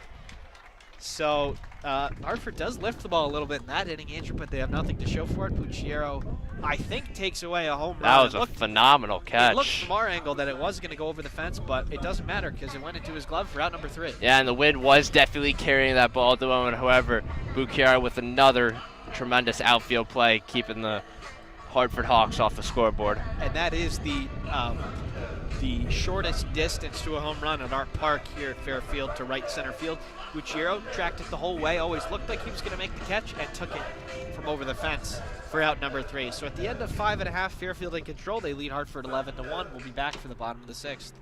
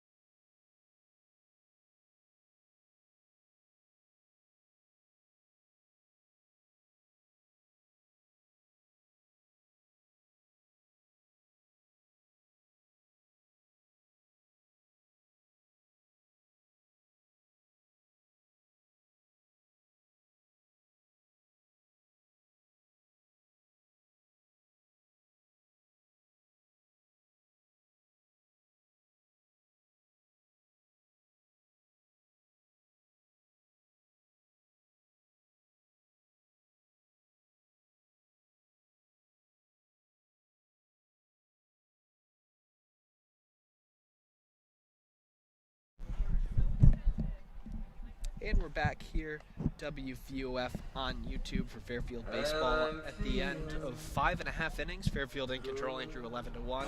Michael Featherstone will stay in. Number 10, Paul Catalano. Will stay in for Hartford, and Paul Catalano will be pinch hitting for the 5-hitter, Mike Handel. Catalano bats from the left side.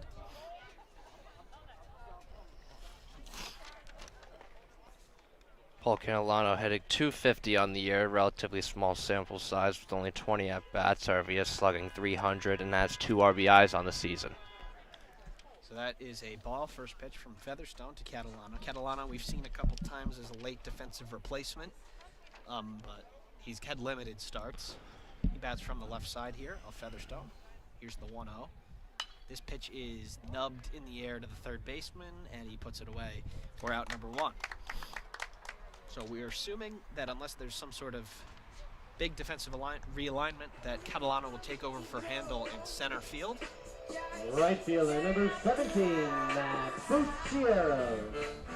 And it appears on deck number 26, AJ D'Onofrio will be pinch hitting for Ethan Hibbard. So Ethan Hibbard will end the day 1 for 3 with a double in the 4th with 2 RBIs and a sac fly. And D'Onofrio did actually catch that last inning, Andrew, from Noviello. So just trying to maybe get the catcher off his feet. I would assume each of them will get 1 game tomorrow in the doubleheader. You gotta keep fresh legs. Assuming Venuto's still out. And this one's hit high in the air by Bucciero to deep right. Back at track wall. See ya into the batting cages. Solo home run by Matt Bucciero. And Fairfield leads 12-1. Just Bucciero's second home run on the year, has 18 RBIs for him. Increasing those slugging numbers has been monster freshman season. Very bright future for this kid. That's just the exact spot, really, where he just took a home run away from Hartford. Kind of right center field, right into the batting cages. The right fielder looked like he was going to have a play on it, but he runs out of room, hits the batting cage, solo home run for the Stags. So now D'Onofrio comes in for his first at-bat of the day. And Featherstone deals. That's going to be in there for strike 1.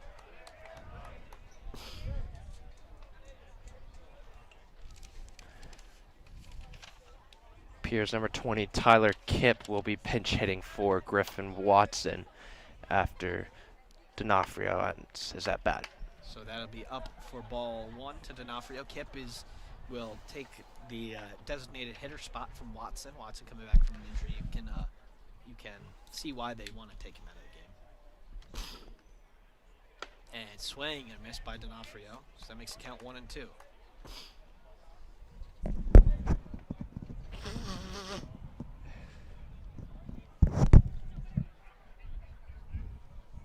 Here's the 1-2 from Featherstone to D'Onofrio, breaking ball, foul back.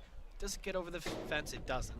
That's the fence. Thought we were going to have a foul to catch a foul ball opportunity there, Andrew. We've had moments that have been close this season. Yeah. That's got to be up there.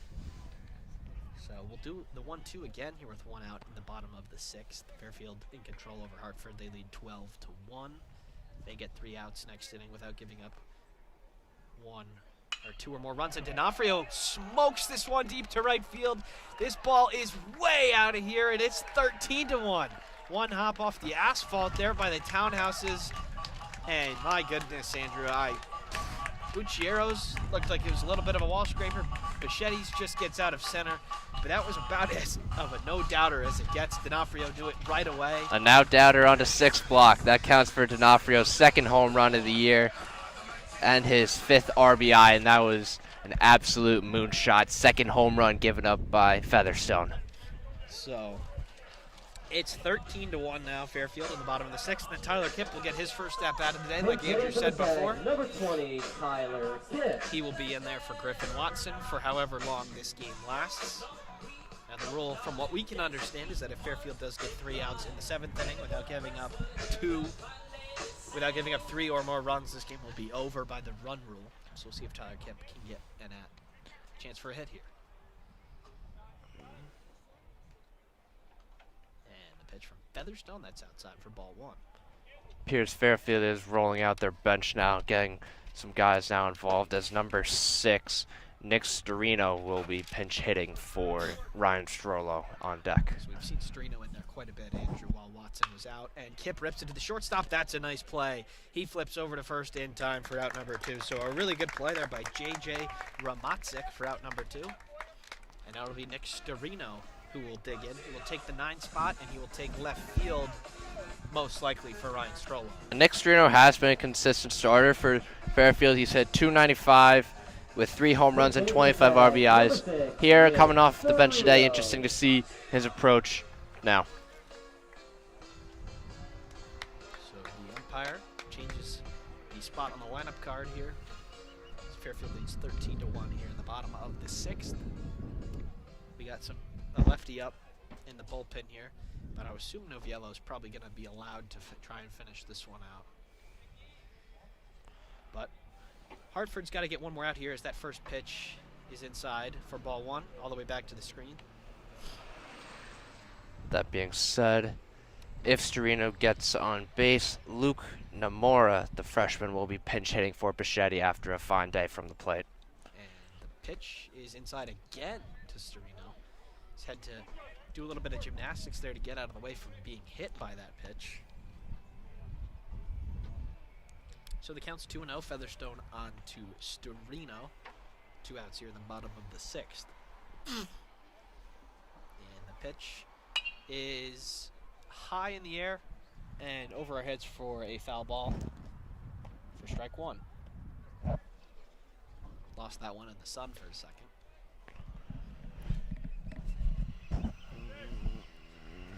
And here's the 2-1 to Featherstone to Storino. Fouled back to the screen for strike 2. So Hartford 1 strike away from getting out of the inning.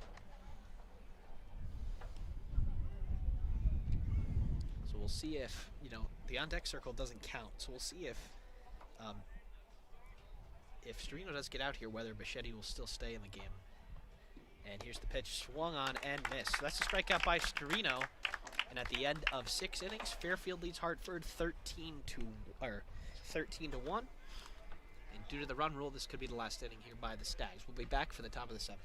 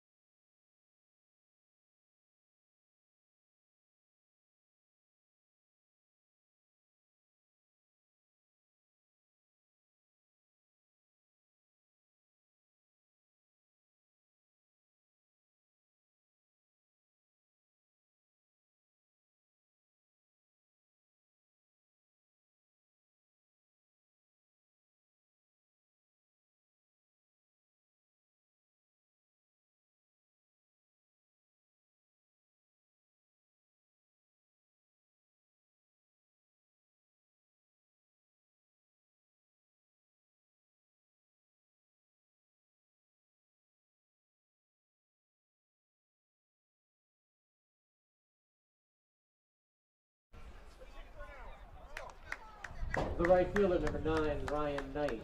And we're back here, WVOF on YouTube, Fairfield Baseball. Mike Morella is coming in to pitch for the Stags. So, Andrew, Noviello, job done. Really good job. Gave the Stags an excellent chance to win here. Noviello really bounced back after that first inning homer by Edstrom, not giving up a single run after that. So huge props to him. So all the substitutions that Andrew and I mentioned over the last inning, everyone is taking the position of the person that they replaced. That's D'Onofrio to catcher, Storino to left, Catalano to center, and Luke Namura to second as Morella deals in the dirt for ball 1. Here's the second pitch. That's up and in for ball 2. So Mike Morella has only one appearance on the season. That was a scoreless inning against Yale. So Morella another chance to get a blank and Fairfield to win this game. Morella deals inside 3-0. So Bergevin still in the game at first base. Lucier still at short. Pagliarini still at third. And Bucciero still in right. Those are the only starters that are back. Morella deals. That's in there for strike 1.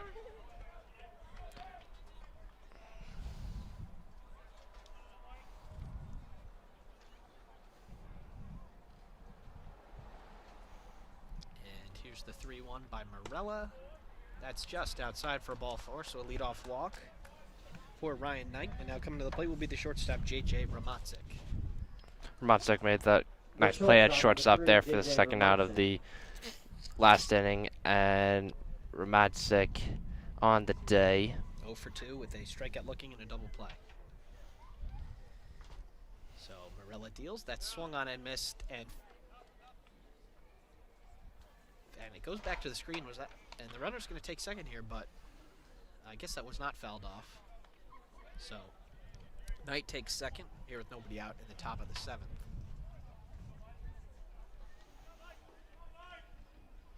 So Morella's going to deal an 0-1 here. Shouldn't really care about that runner on second.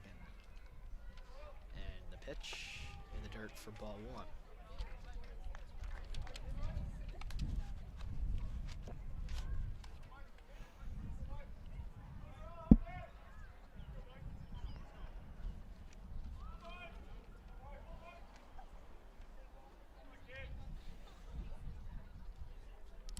The 1-1 from Morella. The pitch is swung on and hit pretty well to right field. Bucciero's back. Looks like he's going to be able to make the play for out number 1. Knight tags to third. And Morella gets the first out of the inning.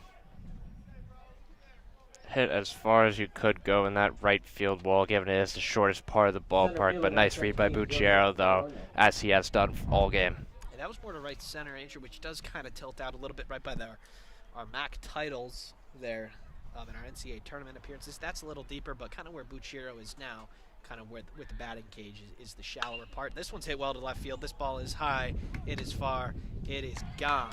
That's a 2-run home run by Joseph Woronek, and Hartford has cut the lead to 13-3. So just turning on that first pitch and getting it over the fence. Just Woronek's second home run on the year, so certainly nice piece of power hitting from the second baseman there, I think, who... Center fielder. Center fielder, excuse me, from the center fielder is not known for his power. So Fairfield's still up by 10, so if they do not give up another run and they get 2 outs, that will be the ball game. But if Hartford does cut it to 9, then we're playing the full 9 innings. So Morella deals. That sliced foul first base side of play. This is Jackson Chacon, the left fielder. Chacon is 0 for 1 on the day with the walk in the second and 6-4-3 double play in the 4th after that leadoff single by Woronek. So certainly done a good job of escaping jams for Fairfield today. Morella deals. The breaking ball is just outside. So last thing Fairfield wants to do is have to cover a couple more innings here with the bullpen, especially with the doubleheader tomorrow. So Morella, you get 2 outs here, and the game will be over. Here's the 1-1 by Morella. That's fouled right back to the screen for strike 2.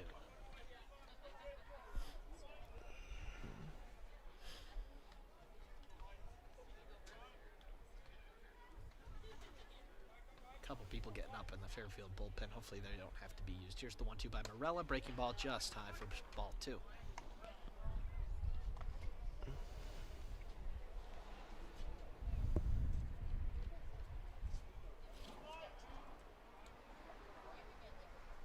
And the pitch inside for ball 3, and the count is full. Last thing you want to do here if you're Morella is put somebody on base, being up by 10 runs. We have seen some command issues from Morella. He does have 2 wild pitches on the year, so similar stuff happening today, unfortunately. So here's the payoff here with 1 out in the top of the 7th by Morella. The pitch is hit pretty well to center field. Catalano comes in, and he makes the play for out number 2. So So Morella and the Stags 1 out away from ending this game, and it's going to be the leadoff hitter, Martin Chavaria. Chavaria 1 for 3 on the day with just leadoff single in the first on the first pitch of the game. It's been quiet ever since.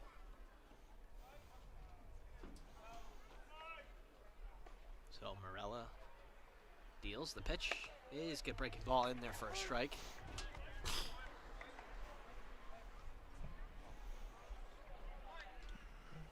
And here's the 0-1 by Morella. Breaking ball, this is fisted, going to be over the head of Pagliarini. It's going to be a tough play. This is going to get down for a single. Lucier fields it and fires it in. Not one that the analytics nerds will like too much, Andrew. That had no exit velocity whatsoever, but he dunked it over the shortstop and the third baseman. And it goes for a single. By any means necessary, a blue pit is a blue pit. However, that was as soft as you could hit it to get it just past the infield. So Noah Rivera, the first baseman, will come to the plate. He is 0 for 3 on the day with a ground out, a fly out, and a double play. That ball's outside, or ball 1.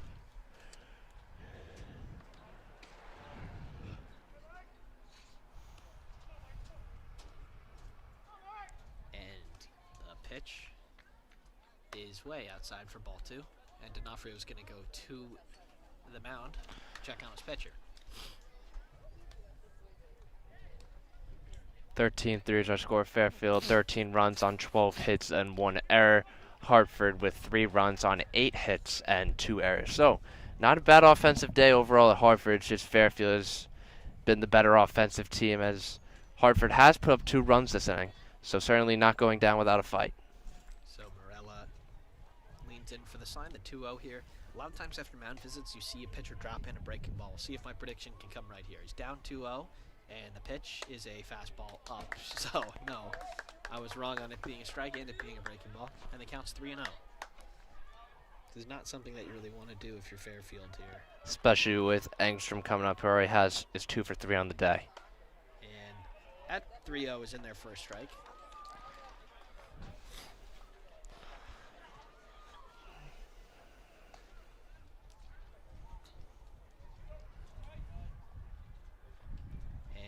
By Morella is fouled back into the parking lot. Hopefully it doesn't hit a car, and it misses a car on the bounce, so that's good news. Just barely. Yeah. That's going to make its way kind of over probably where my car is. Souvenir for a lucky fan. And 3-2 here. 3-2, 2 outs in the top of the 7th. Morella deals. The payoff is dropped into left field. It's a base hit.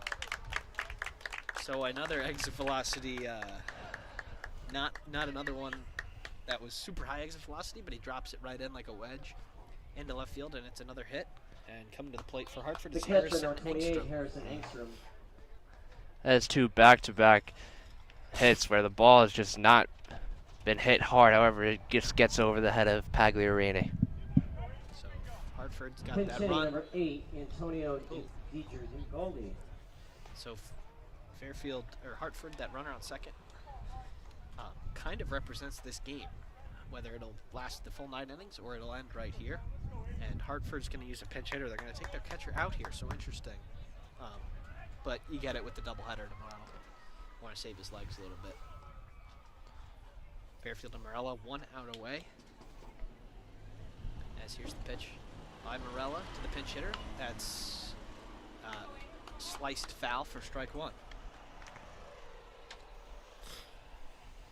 We got a couple arms up in the Fairfield pen now, Andrew. If I'm not mistaken, that is Blake Helmstetter, which is one of the higher leverage guys that Fairfield goes to. I can't assume that Coach Bill Courier wants to use his bullets today. Especially with the doubleheader tomorrow, he would ideally use in the first game tomorrow. And the 0-1 is outside for ball 1. Also appears that Ryan Taff is in the bullpen for Fairfield.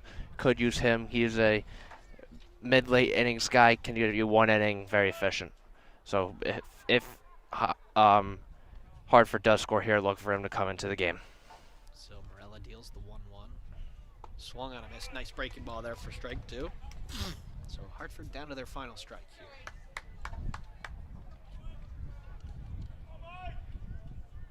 would assume, since this is not a conference game, that there are no rules behind this run rule, but I would thought it would be agreed upon by the coaches before. So we're not 100% sure, but we're pretty sure Morella deals breaking ball just outside for ball 2. With the doubleheader tomorrow, I can't imagine the Hartford coach really wanting to have to use a couple more pitchers here. I think both sides are more worried about the travel and getting the guys rest, which is crucial, especially for back-to-backs. And here's the 2-2. That's in the dirt for ball 3. So Hartford not going down without a fight here in the top of the 7th. And if we got another payoff here, the runners will be on the move. And Morella deals the payoff. Is ripped down the line foul, and we'll do it again.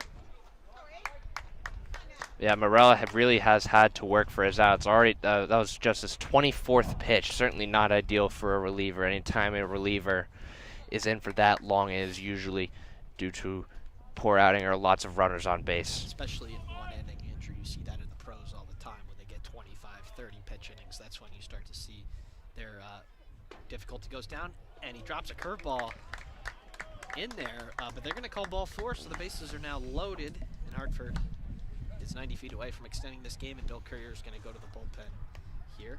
He's going to come out, and he's going to call upon the right-hander, Ryan Tapp, I believe, 37. Morella can't get the job done. Made a couple nice pitches, but after all, was unable to put those batters away and finish the game. Ryan Taff coming into the game, freshman pitcher out of upstate New York, 8.44 ERA on the season in 5 appearances, has pitched 5 innings and 6 strikeouts to 3 walks. So trying to shut the door here for Fairfield, we assume. So not something that you want to do for Fairfield here, but if you keep messing around and don't get this batter out, you're going to have to cover 2 more innings, and that's something that you don't want to say, but Hartford probably doesn't want to do either. I mean, with 18 innings to cover tomorrow, get 2 extra ones off today might not be the end of the world because they're still down by 10 runs. But one swing of the bat here, and you could make it 13-7. So Taff has got to be ready, and if he is, and he gets his batter out, that will be the game. But pitching tomorrow for the Stags, we can assume is Colin McVeigh and Peter Ostenson. They're 2 and 3 starters who have been really good this year and have given the Stags a chance to win in almost every second and third game of the series.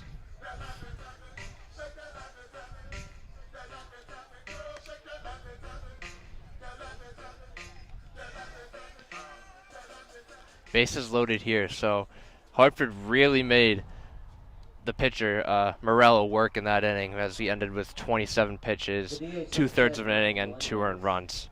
So Ryan Melendez, the designated hitter, and the cleanup hitter will come in to the plate. He is 1 for 2 on the day with a flyout to center, a single, and a walk. And he will face Ryan Taff. And the pitch is swung on and tipped into the glove for strike 1. That's some heat on that one. Yeah. So Taff, bigger guy, makes some sense that he does operate with velocity, and as a freshman too, really promising player for the Stags. Here's the 0-1. The pitch, breaking ball up for ball 1.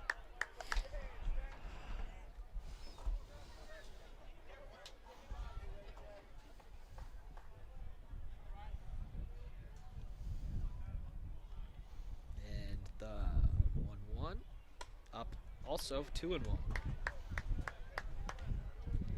Melendez is just 1 of 2 on the day with a single walk and a fly out to the center fielder handle. And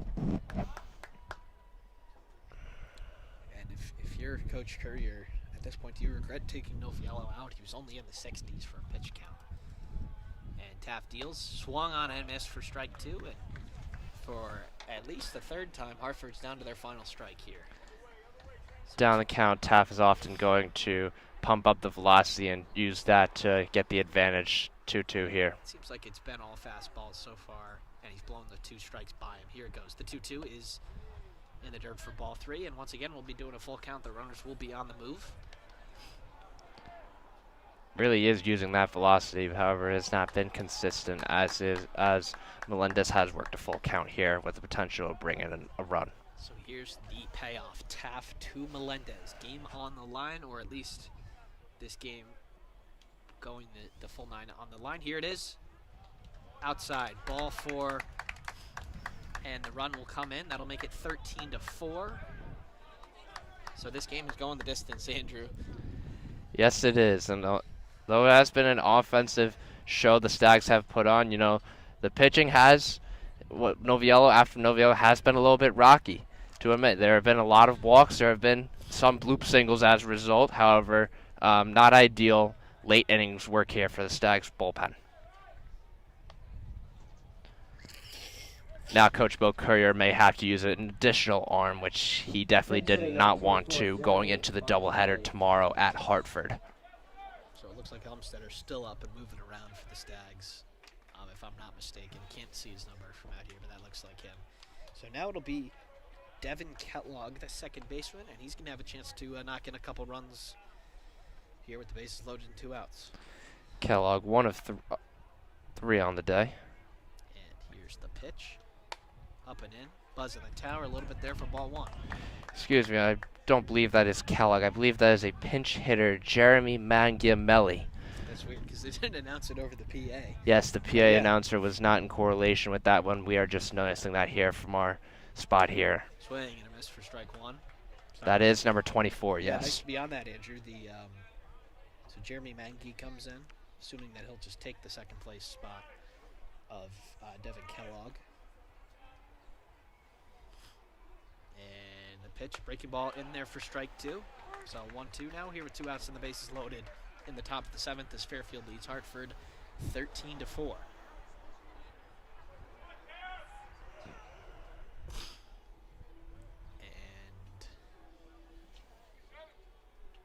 Pitch, the 1-2 from Taft is swung on and missed for strike 3. So at the end of 6.5, Fairfield lead Hartford 13-4. It's time for the 7th inning stretch. We'll be back for the bottom of the 7th after a short break.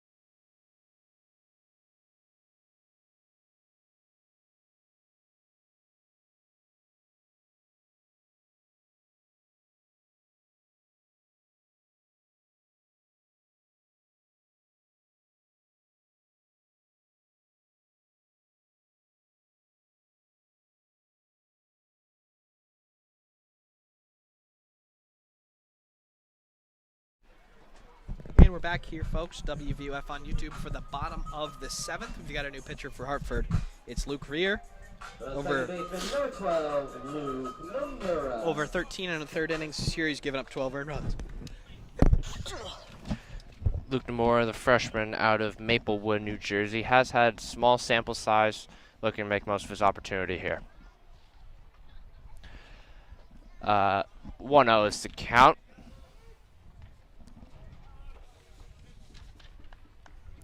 Luke Rear in now for damage control, trying just to get this as many innings as possible. And Nomura Andrew is in for Mike Bichetti, so he's taking second base in the leadoff spot. This is his first at-bat of the day. That's in there for a strike.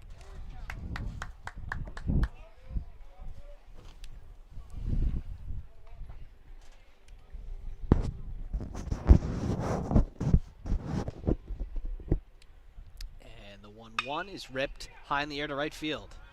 He's back just in front of the track for out number 1. So Nomura just missing a home run there. Yeah, that was a good rip there, just not enough power there going opposite field. Right field is able to get there in time for the first out. Now Noah Lucier will come in to hit for the Stags.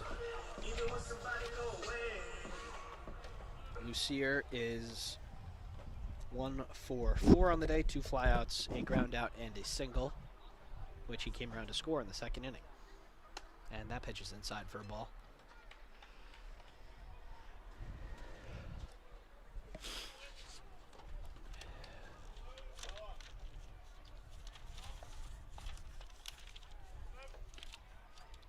And the pitch is swung on and missed for strike 1. 1-1 count here with 1 out. In the bottom of the 7th inning, Fairfield leads Hartford 13-4 here at the Alumni Diamond in the first game of a 3-game split series. We've mentioned multiple times games 2 and 3 will be tomorrow at Hartford. And this one's ripped down the line. It's foul. Over the fence there, Yeah, off the hop. Takes a hop off the tarp, over the fence, nearly hits the DPS vehicle, but narrowly misses it. Lucier 1 for 4 on the day with a single in the second and a run scored. So the 1-2 count here from Rear to Lucier. Breaking ball, ripped foul. Good fight here by Lucier, not trying to do too much though, given that the doubleheader tomorrow, and he has already had 5 at bats, so trying to keep that energy going. Pagliarini in the on-deck circle here, so it looks like he's going to get another at-bat against the lefty. And here's the pitch, and this is ripped up the middle. There's a base hit by Noah Lucier, his second of the day. He takes a pretty big turnaround first, but he'll turn around here and now coming to the plate. The Stags' third baseman, number 8, Charlie Pagliarini. Pagliarini 1 for 4 on the day with an RBI single in the first, strikeout, fly out, and a force out in the 5th inning. Appears Matt Bergevin will also get another opportunity as he is in the on-deck circle now.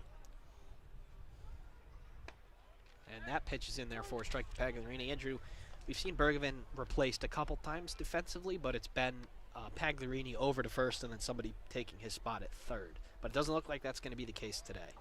So here's the 0-1 to Pagliarini as Lucier leads off first. The pitch is way upstairs for ball 1.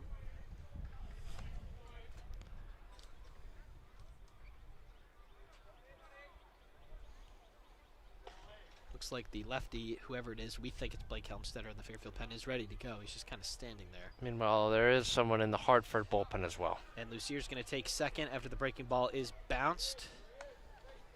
So a nice job there by Lucier to take second.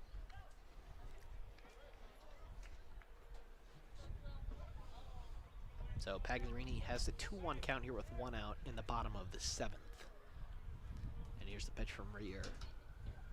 And this is chopped to first. Rivera goes over to touch the bag for out number 1, but Lucier will take third, so Pagliarini moves him over. And we'll see if Bergevin could get him in. First baseman, number 24, Matt Bergevin. Oh, that's out number 2, rather, my bad. So it has to be a hit here. Bergevin cannot get him in with an out. But still a good matchup here for the righty first baseman for the Stags, the lefty pitcher for Hartford. And the pitch is in there. Oh, nope, it's high for ball 1.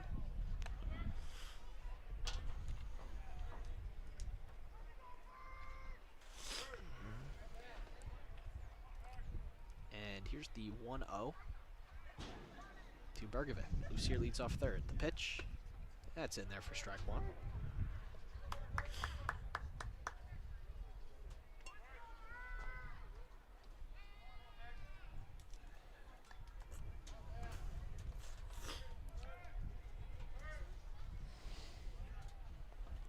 here's the 1-1. A pitch. Fouled straight back to the screen for strike 2.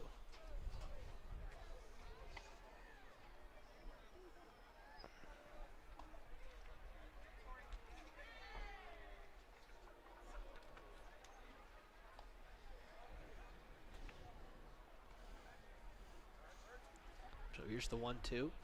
Rear to Bergevin.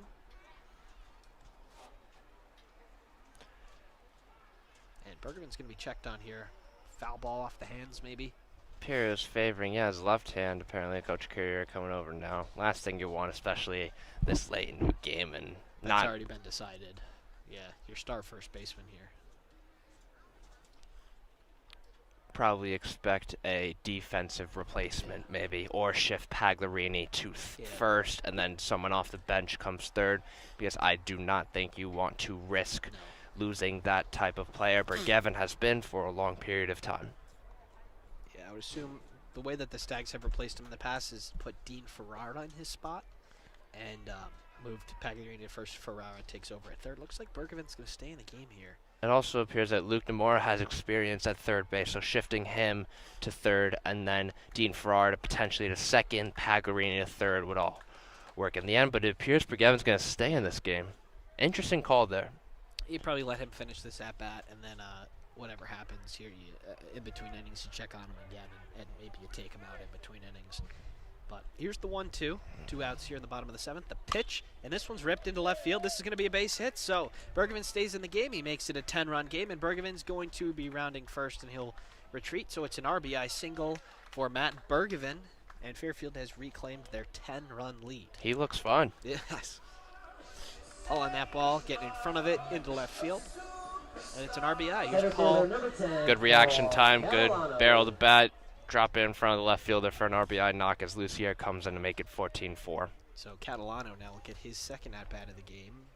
And first pitch popped up. This is into no man's land here. The shortstop's going to call it, and he's going to make the play. So at the end of 7, Fairfield leads Hartford 14-4. We'll be back for the 8th.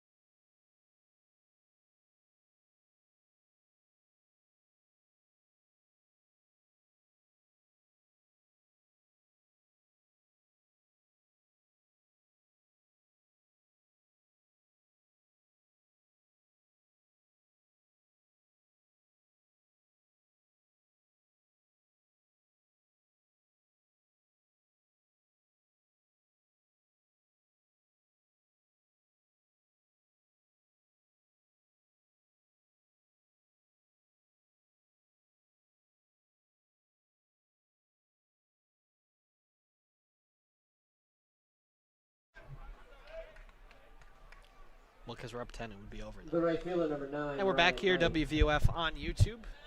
Fairfield leads Hartford 14-4 in this one. Ryan Smith is coming to pitch for the Stags. It'll be his 11th appearance of the year. Over 7 2/3 innings, he's given up 8 earned runs. And he will come in here as Fairfield needs 6 more outs to pick up the W in this one. And the pitch from Smith is down for ball 1. Andrew, he's got a little bit of a control issue.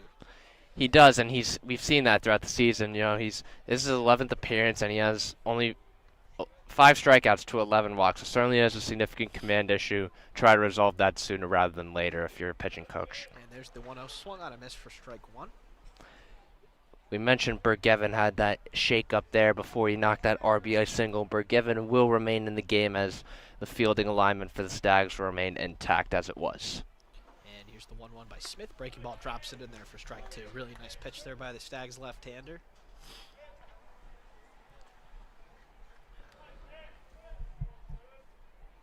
And here's the 1-2 lefty on lefty matchup here as Smith spins it outside for ball 2. This is Ryan Knight, the right fielder for the Hawks. He's 1-4. Actually, he's 0 for 2 with a walk and he did score in the 7th inning. Has had solid contact though. Remember those 2 plays by Handel in center field, robbed of 2 extra base hits. And the 2-2 breaking ball spun outside for ball 3. So a full count here on the first batter of the top of the 8th inning.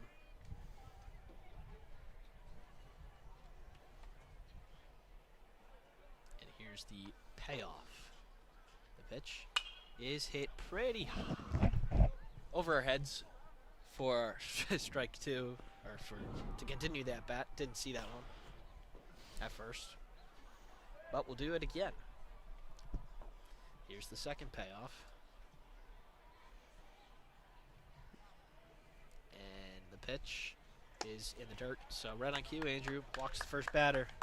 Something that you don't want to see if you're Fairfield this deep into a game that you're up by 10 runs in.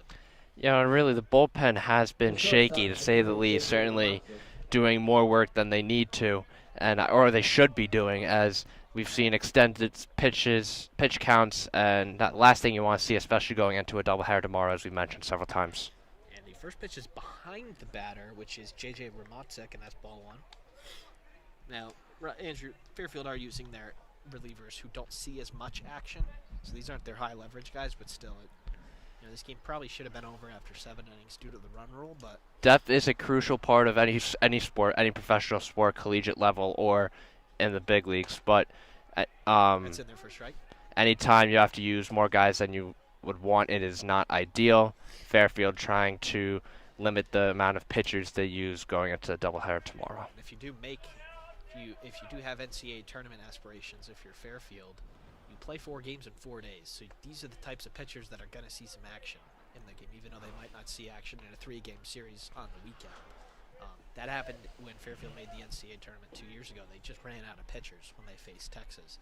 And they were facing Texas with their most inexperienced pitchers against the best team maybe in the country that year. So these guys are going to have important times if they get to where they want, as that pitch is in there for strike 2. As we said, Texas is up there once again in the college baseball rankings, so certainly would be a formidable foe for any MAC team who is an automatic bid into the NCAA tournament regional sections. So here's the 2-2 to Ramotzek from Smith. The pitch is swung on and fouled into the glove, so we'll do it, or fouled onto the ground, so we'll do it again.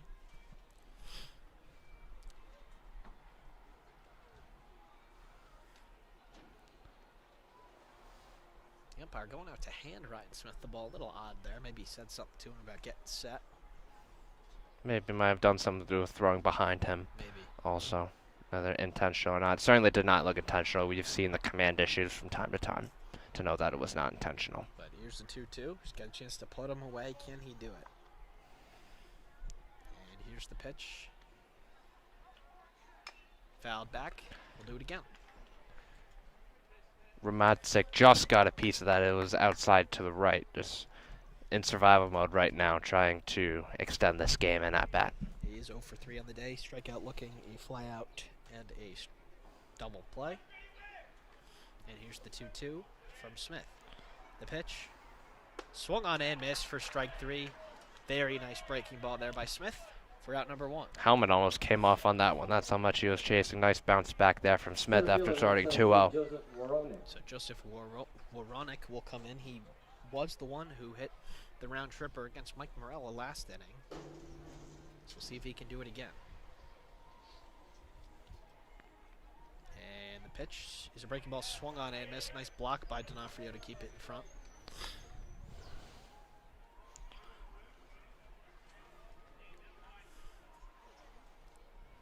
Smith already thrown 16 pitches, so certainly higher than what Coach Bill Courier would have liked, especially for a reliever you're trying to keep for doubling him. Oh, and doubleheader. He squares to bunt. He's going to throw over to first. Nice throw. Nice play by Bergevin for out number 2. So nice job by Smith there to go and field it, pivot, and fire a bullet to Bergevin. You see pitchers have that issue sometimes when they're not throwing downhill off a mound. When they have to field the ball and throw to first, sometimes they throw it Left too fielder, high number 11, because they're not Jackson throwing downhill. Cone. But that was about as good as it gets for a fielding play for a pitcher. Certainly Fires not it for out easy. number 2. I mean, it was on the opposite side, and he threw a bullet straight to Bergevin. So couldn't ask for much more there. So here is the 9-hitter, Jackson Chacon. And Smith is 1 out away. And the pitch is in there for a strike. So Chacon. after losing the first guy, to walk, Smith's really attacking the strike zone. Yeah, Chacon is 0 for 2 on the day with a walk, double play, and a lineout. But Smith has really found the strike zone as of late and is causing guys to chase, even if it is outside strike zone. He has improved here. So here's the 0-1. The pitch is in the dirt for a ball.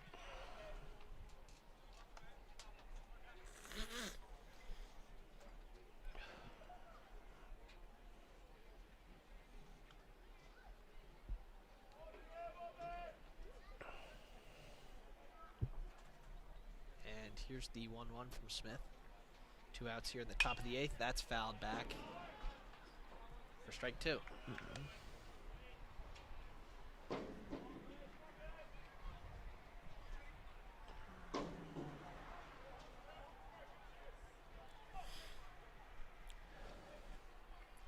here is the 1-2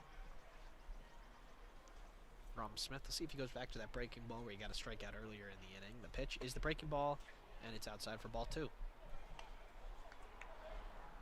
Hartford here, especially in these last 2 innings, are really waiting for their pitch, dragging at-bats out, as we see in the relatively high pitch counts, all by Taff, Morella, and now Smith. So here's the 2-2. And the pitch is up and away, so another full count.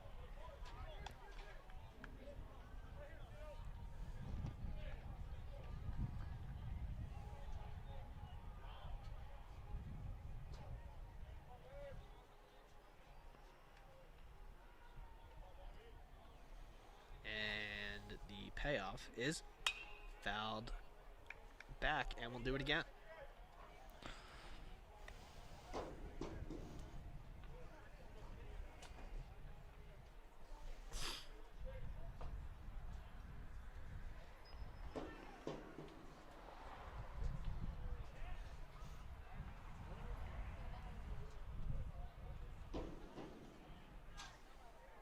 And the payoff is fouled.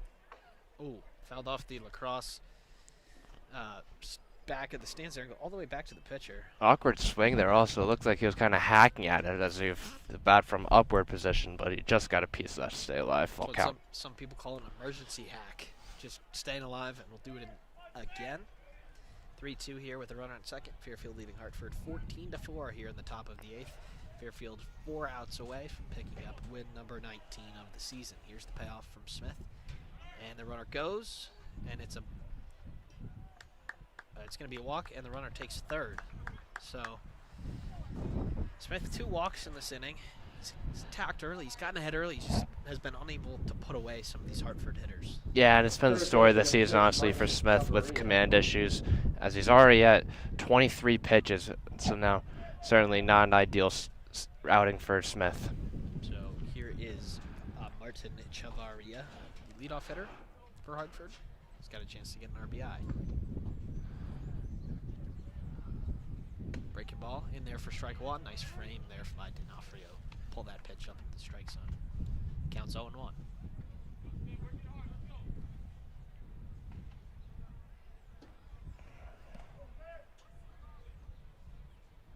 And the pitch is breaking ball, and it hits the batter. So the bases are going to be loaded here with 2 outs. See if Fairfield makes a move. They are not going to. Bullpen First arm is baseman up. number 12, Noah Rivera. That one looked like it did hurt. They're going to check on the base runner there. Martin Chavarria caught that breaking ball right on the side of the leg. Probably going to take him out considering there's a doubleheader tomorrow, although we don't know the extent of the injury, although he is in a noticeable amount of pain. Definitely came off limping after he got hit in the shin. Yeah, this may be one of, if you sit down, it might be worse for it, actually. You know, it might be good to get up and keep moving around, because it's probably just a bruise. Looks like he's going to stay in the game. Good for him.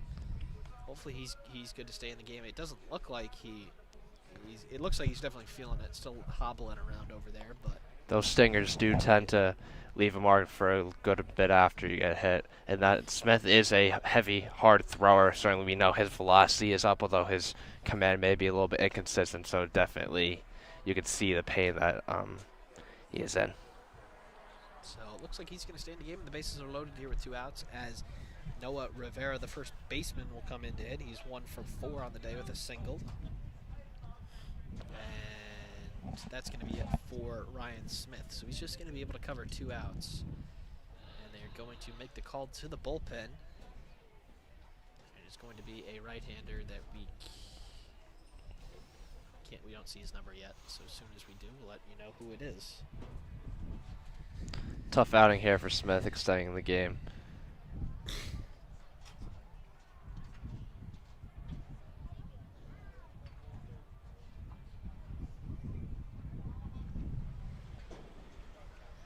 Ryan Smith's day is done 2/3 of an inning. Yet to give up a run, but he is responsible for all 3 base runners with the 2 walks and the hit by pitch.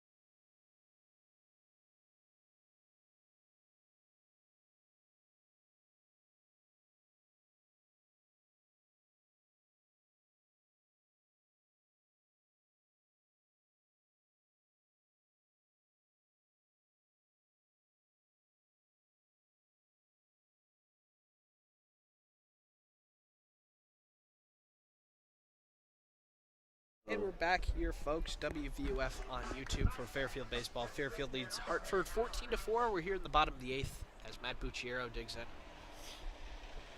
in. Is 2 for 2 on the day with 2 walks, a double, and a homer as he fouls the first pitch off into the stands over there by the lacrosse field.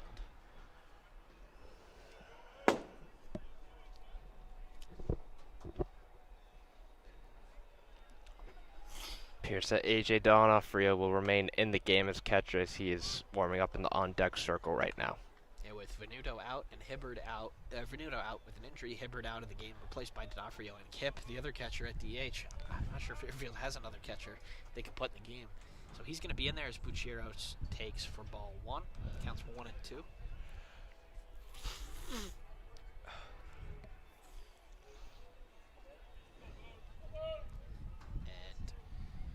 Luke Rear still in the game for Hartford. Breaking ball way outside for ball 2.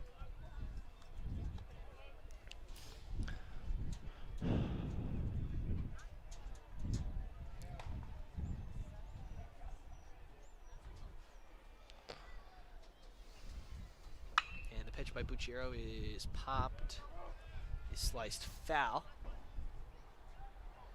Just out of reach of the right fielder. It'll be interesting, Andrew, when Fairfield played Yale a couple weeks ago, and Fairfield had a huge lead. Yale actually put a couple position players on the mound. We'll see if Hartford does that here, down by 10, especially in the first game of the series. You wonder if they might.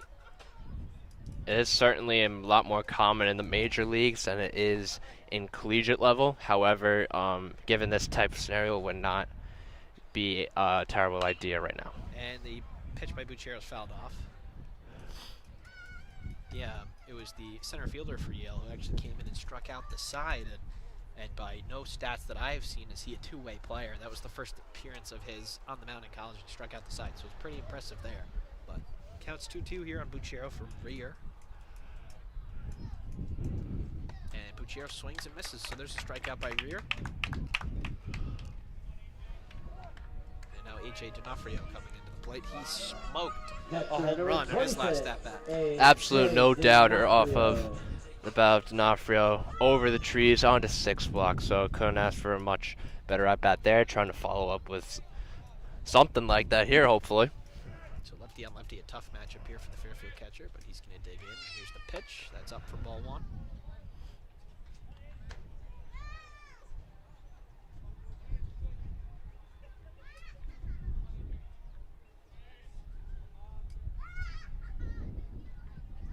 And here's the 1-0. The pitch is in there for strike 1.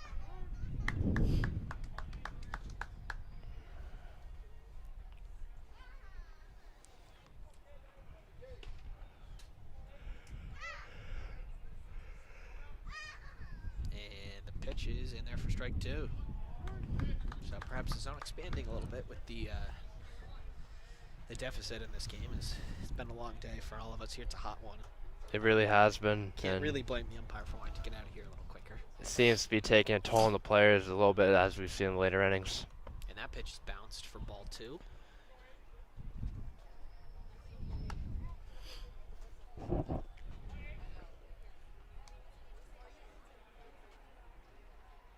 So Rear to D'Onofrio here, 2-2 count, 1 out here in the bottom of the 8th. Fairfield leads Hartford 14-4.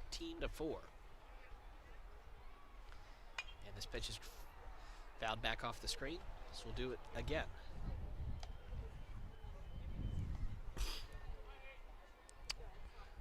Tyler Kipp on deck, the sophomore catcher, 0 for 1 on the day.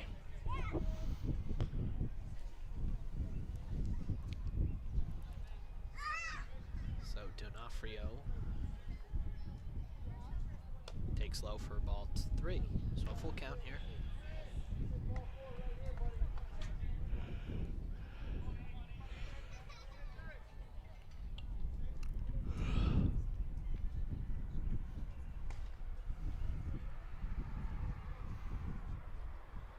And the payoff is grounded first. Oh. And it eats up Rivera, and that's going to be a base hit for D'Onofrio, I assume. Second baseman goes over to field it, but yeah, those are tough ones. You get the short hop, you get the huge bounce on the short hop, and it hit him in the chest. Looks like he's okay, and I don't think that's going to be called an error. See what happens.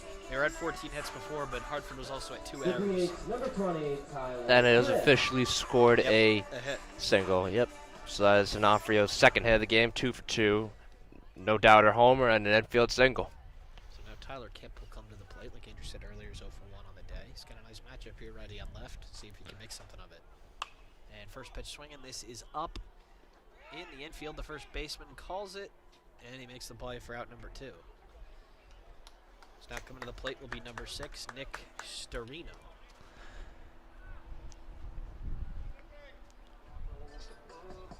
Sereno just 0 for 1 on the day with a strikeout and the strikeout swinging in the 6th inning.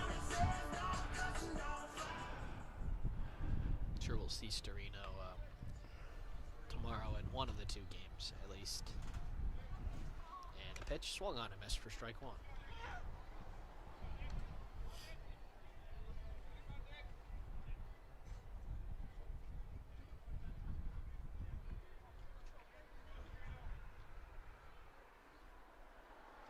Pitch is high for ball 1.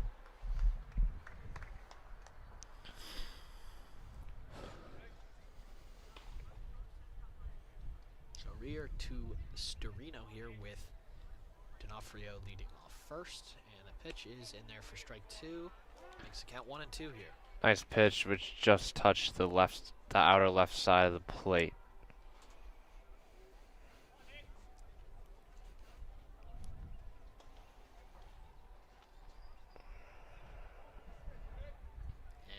pitch is fouled back to the screen, so we'll do it again.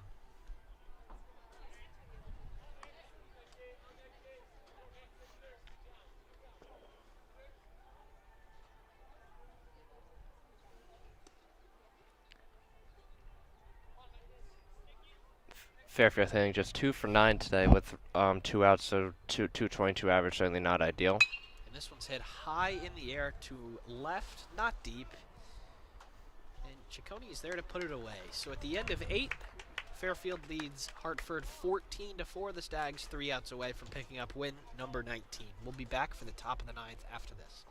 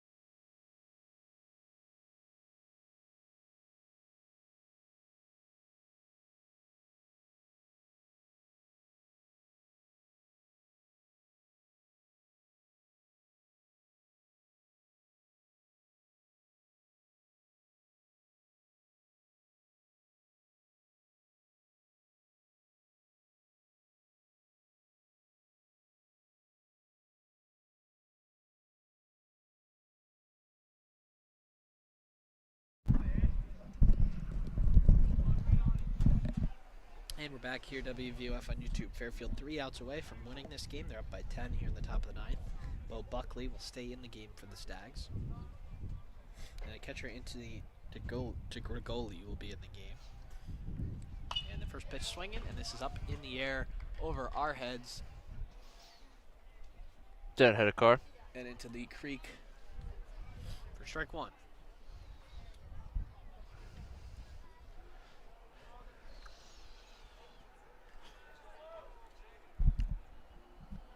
Here's the 0-1 from Buckley.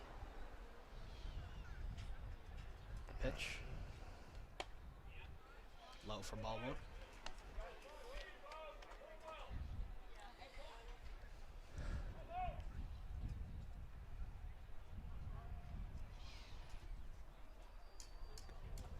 And the pitch is inside for ball 2.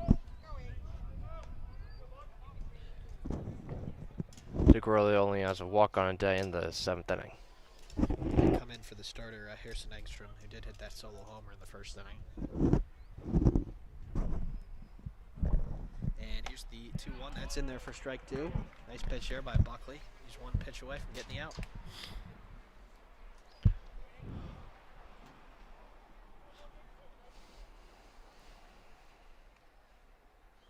And the 2-2 is off the bat. It's a foul ball.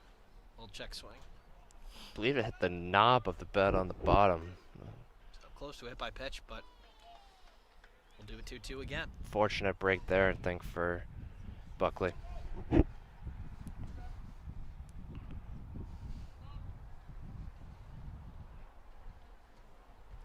the 2-2. Breaking ball, strike 3.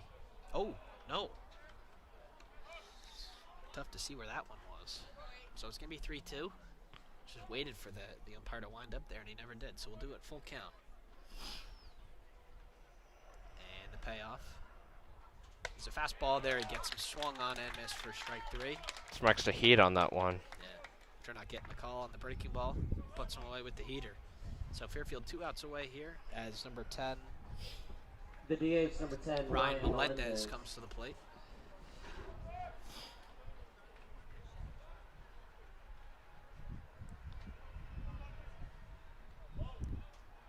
out here in the top of the ninth.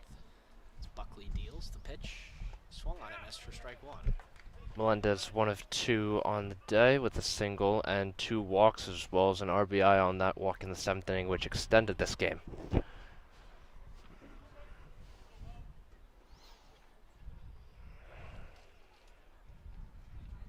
the pitch is in the dirt for ball one. So it makes it count 1-1 here with 1 out in the top of the ninth. Fairfield up by 10, 2 outs away from winning this one. Buckley deals the 1-1. Swung on and missed for strike two. Buckley's fastball's got a lot of action to it. You know, the Hartford hitters are late when he locates it and throws it with some heat. Here's the 1-2. And the pitch. Breaking ball is right down the middle, but he's not going to get the call. Similar to the one on the last at-bat. Just drop it in, maybe a little late on the drop. That'll make the count 2-2.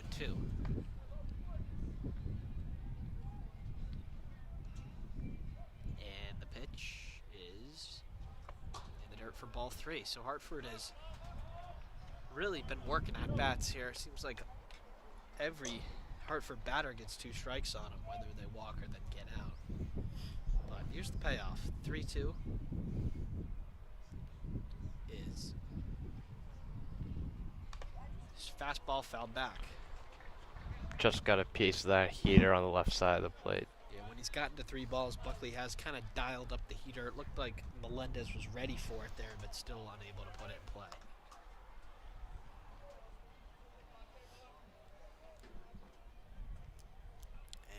Pitch is grounded foul, so we'll do it again.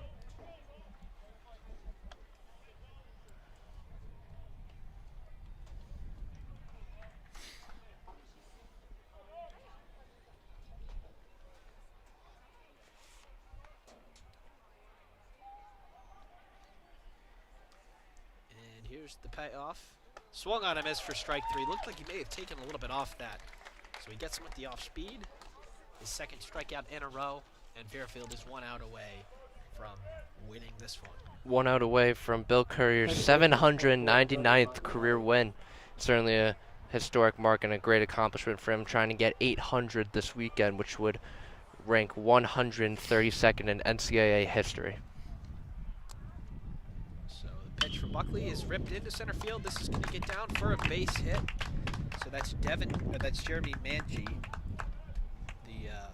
pinch hitter for Hartford, and we're gonna have to do one more batter. Right fielder number 9, Ryan Knight. So Ryan Knight dig in now. Ryan Knight had definitely probably been the most threatening batter for Hartford. He's hit 2 flyouts to deep center, and he's had 2 walks. So they have not gotten him to hit it softly yet, as the first pitch is outside for ball 1. As you said, Ryan Knight 0 for 2 on the day with 2 very deep flyouts and 2 walks, ultimately scored on 1 in the 7th inning. So here's the 1-0 to Knight from Buckley. The pitch is ripped into right field. It's going to be another base hit. Will this be a station-to-station movement here, as Hartford's strung together a couple 2-out hits to prolong this game, as J.J. Ramatzik comes to the plate. That's Hartford's 11th hit on the day. Certainly a productive day from the field in a normal given day. However, their pitching has given up 14 runs. J.J. Ramatzik. And Noviello only being responsible for 6 of those hits. So the other 5 going to Morella and Buckley here. And the pitch from Buckley is in there for strike 1 to Ramatzik. Ramatzik 0 for 4 on the day with 2 strikeouts, double play, and a flyout to right field. And Buckley leading in for the sign here with 2 outs in the top of the 9th. Runners on first and second for Hartford as Fairfield leads 14-4. The pitch from Buckley is a breaking ball, and that's fouled off, and Hartford is down to their final strike. Expect a heater here, maybe away here, try to get Ramatzik to chase, because Buckley has resorted to that more often than not when he's trying to put away hitters. Did get the second strikeout of the inning on the breaker, but the heater's been the most impressive pitch so far for Buckley. Here it is, the 0-2, 2 outs, top of the 9th. Hartford down to their final strike. The high heater is a ball. We have seen the common theme amongst almost all the bullpen pitchers today is really command has been off. Not sure. It hasn't been getting to 2 strikes. It's been putting these batters away. They've been battling, and here's the 1-2. The pitch is a breaking ball. This one's hit well to right, but Bucciero is there, and that is going to do it. Bucciero puts it away for the 27th out of the game. Fairfield takes care of business today over Hartford. They improve to 19-12 on the year, and Hartford falls to 2-22. Andrew, why don't you read the final lines out for us? So yeah, Hartford finished the day with 4 runs, 11 hits, and 2 errors. Fairfield finished the game with 14 runs, 15 hits, and just 1 error on the day. Certainly a team effort when it came to the hitting. Good all-around effort for a team win to improve that MAC record. So Noviello gets the win. Couture gets the loss for Hartford. Games 2 and 3 of this series will be at Hartford tomorrow. It'll be a doubleheader. Expect some Fairfield success. Then Fairfield's back in action at Hofstra on Wednesday before they're back here against MAC foes Niagara on Friday. I'm sure Andrew and I will be on at least one of those games next weekend. Thank you for tuning in to WVOF Radio on YouTube today for Fairfield Baseball. Fairfield with a 14-4 victory over Hartford. For Sean Bowles and Andrew Jamison, thanks for tuning in, and we'll see you next time. Go Stars.